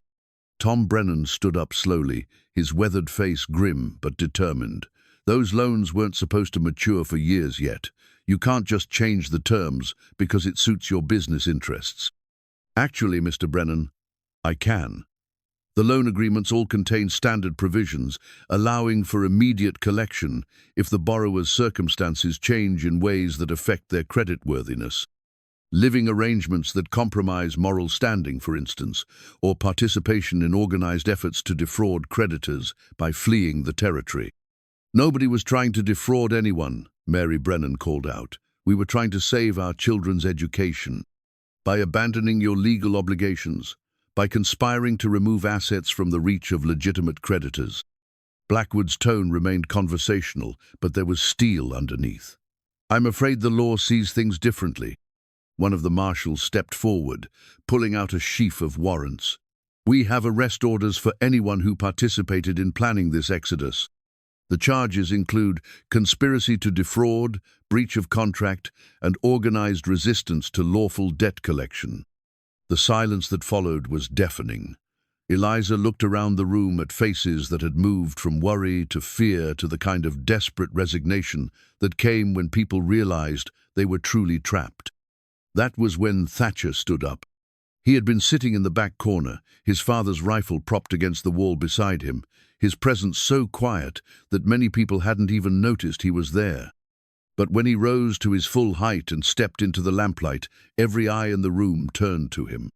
"Before anyone gets arrested," he said, his voice carrying easily through the packed room, "I think folks should know the truth about Mr. Blackwood's business practices." Blackwood's confident expression flickered slightly. "Mr. Cole, this is hardly the time for—" "It's exactly the time." Thatcher walked forward, his movements deliberate and calm, until he stood facing Blackwood across the table of legal documents. "Tell them about the bribes, Jeremiah. Tell them about the territorial officials you've bought and paid for." "That's a serious accusation, Mr. Cole. I hope you have evidence to support it." "I do." Thatcher reached into his coat and withdrew a leather portfolio, placing it on the table between them. "Correspondence between you and Territorial Governor Morrison discussing payments for favorable railroad legislation. Financial records showing money transferred to Judge Harrison in exchange for rulings on property disputes. Bank records documenting your purchase of debt instruments at suspiciously low rates." The marshals moved closer, but their expressions had changed from confident authority to uncertain confusion. "Where did you get those documents?" Blackwood demanded, his composure finally cracking. "Your office safe. Amazing what a man can accomplish when he's motivated by love and has experience with locks from his military days." A gasp ran through the crowd. Eliza stared at Thatcher in shock, realizing that his mysterious absence earlier that day hadn't been spent preparing for a violent confrontation at all, but on the kind of careful intelligence gathering that his soldiers' training had taught him. "That's theft," Blackwood sputtered. "Breaking and entering. Marshal Peterson, arrest this man immediately." But Marshal Peterson was examining the documents with growing interest, his expression darkening as he read. "These look genuine, Blackwood." "If they are, we've got bigger problems than debt collection." "Of course they're genuine," Thatcher said calmly. "Everything you need to expose Blackwood's corruption network is right there, including evidence that he's been using territorial resources to intimidate legitimate business competitors and manipulate land sales for personal profit." The second marshal, younger than Peterson and clearly out of his depth, looked uncertain. "Sir, if these documents are authentic, shouldn't we be investigating Mr. Blackwood instead of executing these warrants?" "The documents are forgeries," Blackwood declared, but his voice carried a note of desperation that undermined his words. "Manufactured evidence designed to cover up organized criminal conspiracy." "Then you won't mind if we verify their authenticity," Marshal Peterson said, "starting with a telegram to the territorial capital to confirm these financial transactions." "I absolutely forbid." "You forbid?" Peterson's voice had gone dangerously quiet. "Mr. Blackwood, if you've been bribing territorial officials and using fraudulent legal instruments to steal people's property, you're the one who's going to be under arrest." The power dynamic in the room shifted so suddenly it was almost visible. Blackwood, who moments before had been the confident orchestrator of their destruction, now looked like a cornered animal, his eyes darting between the marshals and the crowd of people who were beginning to understand that they might not be the criminals in this situation after all. "There's more," Thatcher continued, pulling out another set of documents. "Blackwood doesn't actually own the land under the schoolhouse. The deed he showed you, Eliza, is a forgery. The real owner is the Territorial Education Department, and they have no intention of selling to railroad interests." Eliza felt her knees go weak with relief and shock. "How did you—" "Military contacts in the territorial capital. Amazing how quickly doors open when you mention corruption involving federal railroad contracts. Blackwood made a sudden move toward the door, but found his way blocked by Tom Brennan and several other men who had positioned themselves strategically around the room. "Going somewhere, Jeremiah?" Tom asked mildly. "This is illegal detention. You can't." "Actually, we can," Marshal Peterson said, producing a different set of handcuffs. "Jeremiah Blackwood, you're under arrest for fraud, bribery, extortion, and conspiracy. You have the right to remain silent, though I suspect you'll have plenty to say once we start unraveling this whole operation." As the marshals led Blackwood away, the schoolhouse erupted in a chaos of voices, relief, celebration, disbelief, and plans for the future, all mixing together in a symphony of hope restored. Eliza pushed through the crowd to reach Thatcher, throwing her arms around him with tears streaming down her face. "You magnificent, terrifying, wonderful man," she whispered against his chest. "How long have you been planning this?" "Since the moment he threatened you," Thatcher replied, his arms tightening around her. "Nobody threatens the woman I love and gets away with it." The future spread out before them like an unmarked map, uncertain in its details but bright with possibility. The school would remain open, the families would keep their homes, and two people who had found love in the midst of loneliness would finally be free to build the life they had dreamed of together. The telegram to the territorial governor crackled through the lines like lightning, carrying with it the evidence that would reshape not just Willow Gap's future, but the entire territorial administration's approach to railroad expansion and land rights. Marshal Peterson had worked through the night, coordinating with federal authorities who had apparently been investigating Blackwood's network for months without sufficient evidence to move forward. Now they had more evidence than they could process. Eliza stood in the schoolhouse the morning after Blackwood's arrest, watching through the windows as a stream of official carriages and riders brought investigators, prosecutors, and territorial officials to what had been, just days before, a quiet frontier town where the biggest excitement was usually the arrival of the monthly mail. "Hard to believe it's over," she murmured to Thatcher, who was helping her restore the classroom to its normal order after the previous night's dramatic meeting. "It's not over," he replied, straightening a row of desks with the same methodical care he brought to all his tasks. "This is just the beginning. Blackwood was just one man in a larger network of corruption. The investigation is going to reach all the way to the territorial capital, maybe even Washington." The schoolhouse door opened, and Marshal Peterson entered, his badge catching the morning sunlight streaming through the windows. His expression was weary but satisfied, the look of a man who had spent years chasing shadows and finally stepped into the light. "Miss Hart, Mr. Cole, I wanted to update you on the situation and get your statements for the official record." "Of course," Eliza said. "How can we help?"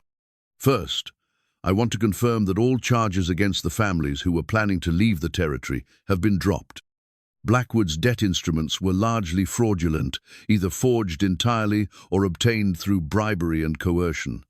The Territorial Attorney General has declared them invalid." Relief flooded through Eliza so powerfully that she had to sit down in the nearest student desk. "So the families keep their homes?"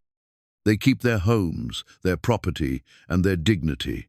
More than that, they're going to receive compensation for the harassment and illegal collection attempts they've endured." Thatcher set down the slate board he had been cleaning. "What about the school, the land underneath it?" "Completely legitimate territorial property, designated for educational use in perpetuity. Blackwood had no authority to threaten closure, and the Territorial Education Department has confirmed that funding for the school will not only continue, but be increased to support expanded programming." "And Blackwood himself?" Peterson's expression hardened. "He's being transferred to the territorial capital for trial on federal charges. The evidence you gathered, Mr.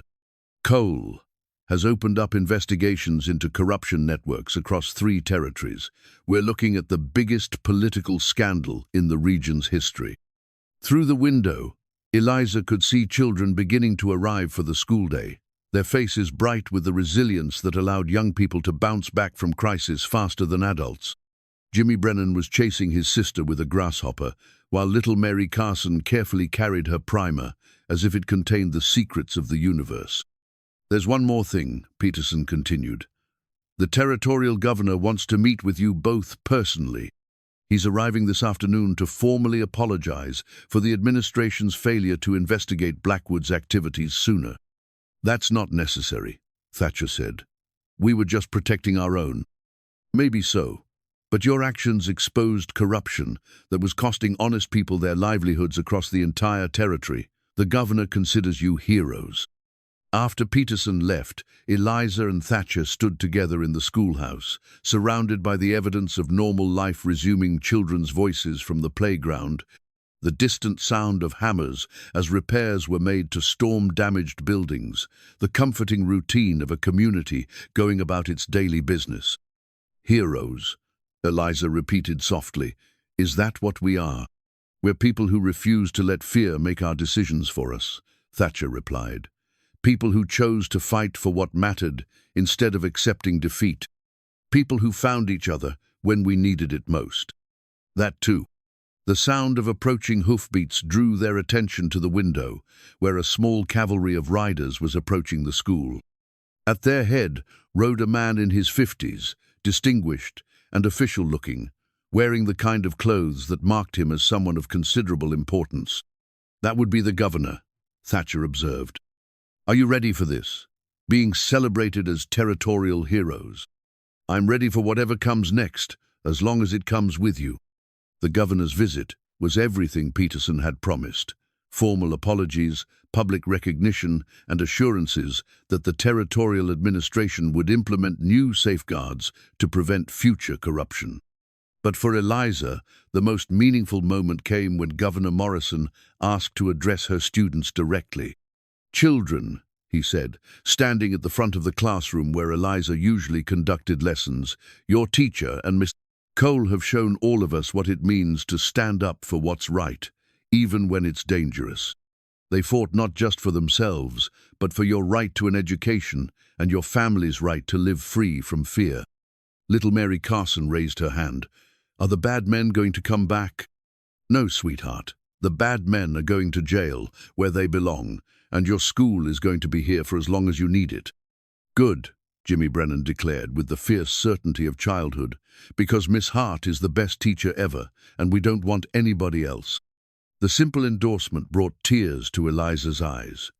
These children, who had been unwitting pawns in Blackwood's schemes, would grow up knowing that ordinary people could stand against corruption and win. They would carry that knowledge into their own futures, making them stronger and braver than they might otherwise have been. As the official visitors departed and the normal rhythm of the school day resumed, Eliza found herself thinking about the journey that had brought her to this moment. A month ago, she had been a lonely schoolteacher living in a boarding room, convinced that contentment was the best she could hope for. Now she was engaged to a man who had risked everything to protect her, surrounded by a community that had proven itself capable of extraordinary courage and facing a future bright with possibility. "Miss Hart?" Jimmy Brennan's voice interrupted her reverie. "Are you and Mr. Cole really going to get married?" "We are, Jimmy." "Good. My ma says it's about time you both stopped being so lonesome." Out of the mouths of babes, Eliza thought, sometimes the simplest truths were the most profound ones. When the school day ended and the last child had departed for home, Thatcher appeared in the doorway as he had so many times before. But now there was no uncertainty in his presence, no careful distance maintained for propriety's sake. He crossed the room and took her in his arms, as if it were the most natural thing in the world. "Ready to go home?" he asked. "More than ready." As they walked together toward the cabin that had become their sanctuary and would soon become their official home, Eliza reflected on the events that had transformed their lives. It had begun with a storm that destroyed her roof and ended with a different kind of storm that had swept away the corruption threatening their entire community. But between those storms, something beautiful had grown, love that had taken root in loneliness and bloomed into something strong enough to change the world, or at least their small corner of it. Tomorrow, there would be a wedding to plan, a future to build, and the ordinary miracle of two hearts that had learned to beat in harmony. Tonight, there was simply the quiet joy of walking home together, no longer alone. 6 months had transformed Willow Gap from a place where people lived in quiet desperation to a community that hummed with purpose and hope. The wedding rings that Thatcher had crafted from silver, mined on his own property, caught the afternoon sunlight as Eliza adjusted the simple bouquet of prairie wildflowers. She carried the same delicate blooms he had once pressed between. The pages of Whitman's poetry, now gathered fresh from the meadow where they had walked together the evening before. The ceremony was to take place in the schoolyard, under the spreading oak tree that had shaded generations of children at play. It seemed fitting, somehow, that their marriage should begin in the place where their love had been tested and proven strong enough to withstand not just personal challenges, but the kind of corruption that could have destroyed their entire community. Eliza stood in the schoolhouse, making final adjustments to her dresser, simple but elegant gown of ivory silk that Mary Brennan had sewn with loving care, using fabric ordered specially from Denver. Through the window, she could see the chairs arranged in neat rows, already filling with guests who had come to celebrate not just a wedding, but a victory that belonged to all of them. "You look beautiful, dear," Mrs. Patterson said softly, adjusting the simple wreath of flowers that served as Eliza's bridal crown. The older woman's eyes were bright with tears of joy and relief. Her boarding house had been fully repaired in the month since the storm, but she had insisted that Eliza was welcome to use it as a dressing room for her wedding day. "Thank you for everything, Mrs. Patterson. For taking me in when I first arrived in Willow Gap, for standing by me during the trouble with Blackwood, for being the mother I needed when mine wasn't here to see this day." "Oh, my dear girl," Mrs. Patterson dabbed at her eyes with a lace handkerchief. "You've brought more joy to this community than you know. The way you've loved our children, the courage you've shown, we're the ones who should be thanking you." A soft knock at the door interrupted them. "Miss Hart? Mrs. Patterson? It's time." Tom Brennan stood in the doorway, dressed in his Sunday best, and wearing the kind of proud smile that fathers usually reserved for their own daughters. When Eliza's father had died, she never imagined that anyone would walk her down the aisle on her wedding day. But Tom had asked for the honor, and she couldn't think of anyone more deserving. "Ready?" he asked, offering her his arm.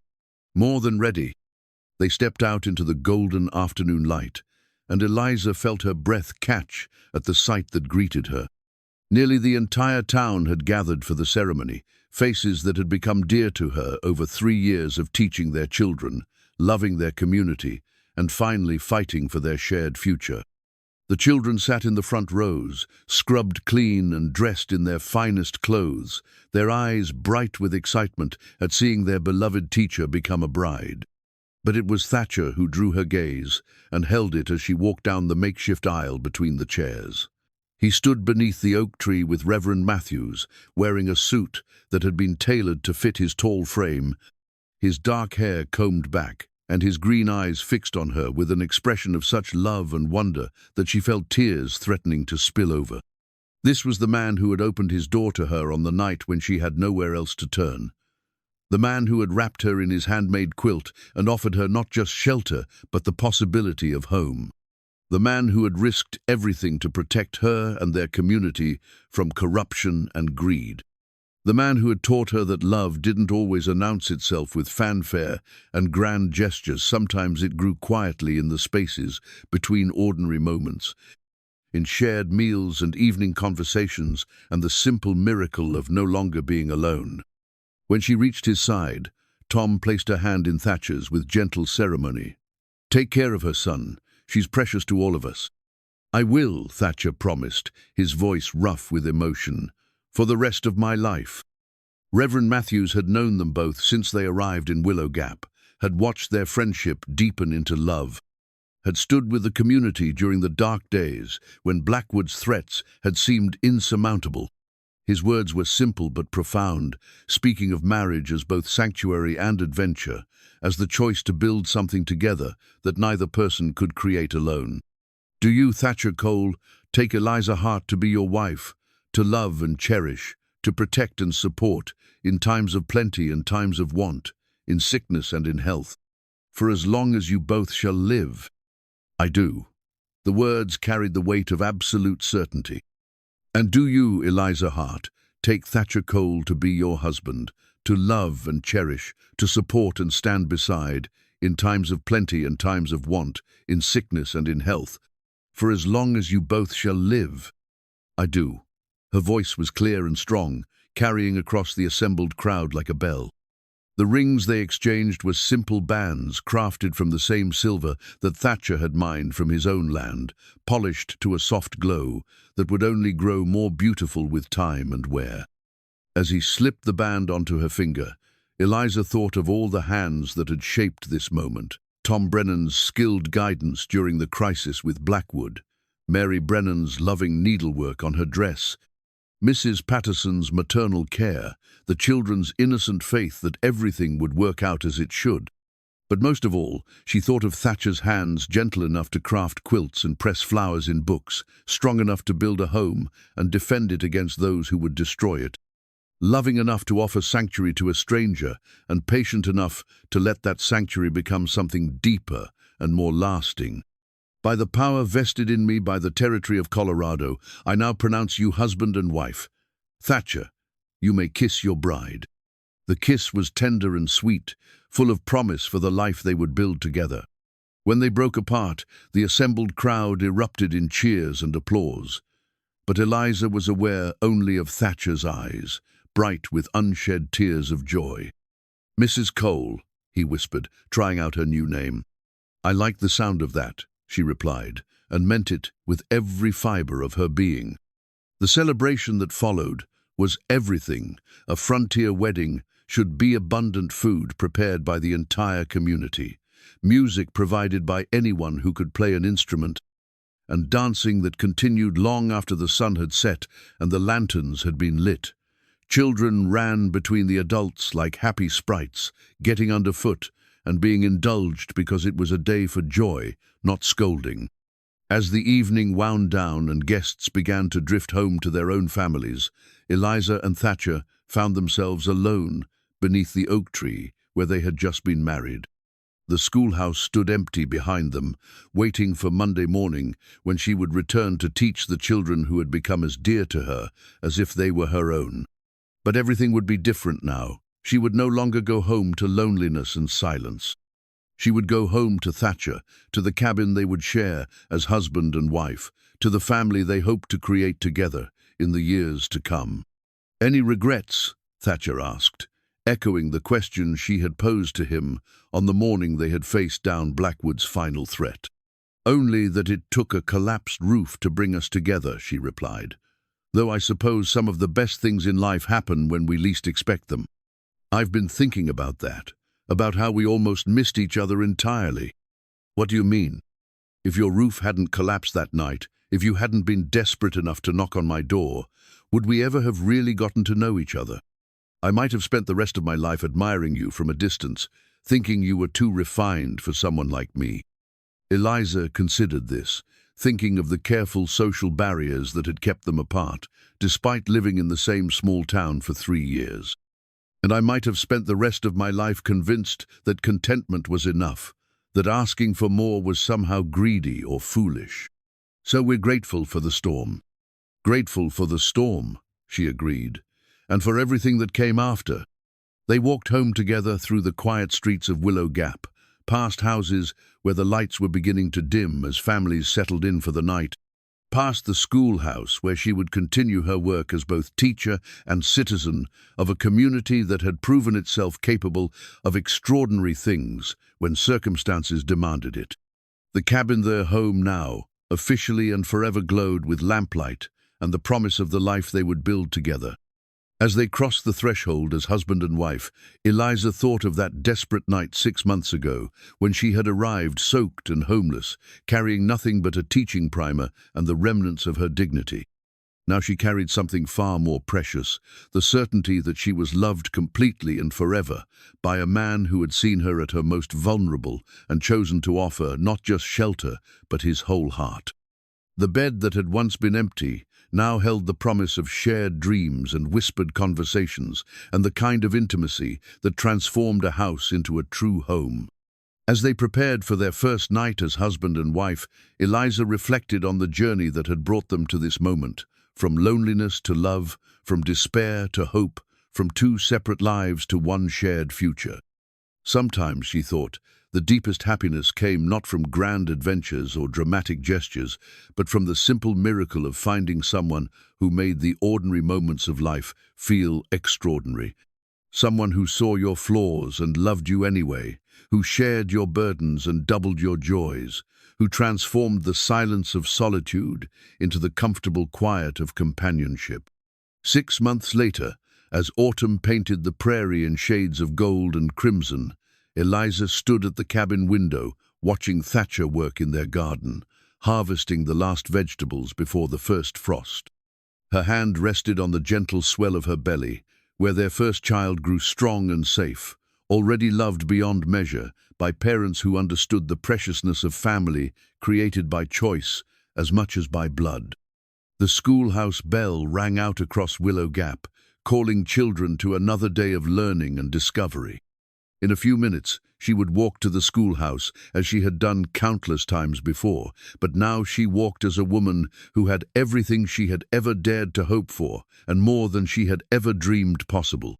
Behind her, on the mantelpiece, a pressed wildflower rested between the pages of a book of poetry, no longer a symbol of solitary beauty, but a reminder of love that had taken root in the most unlikely circumstances and bloomed into something that would last forever.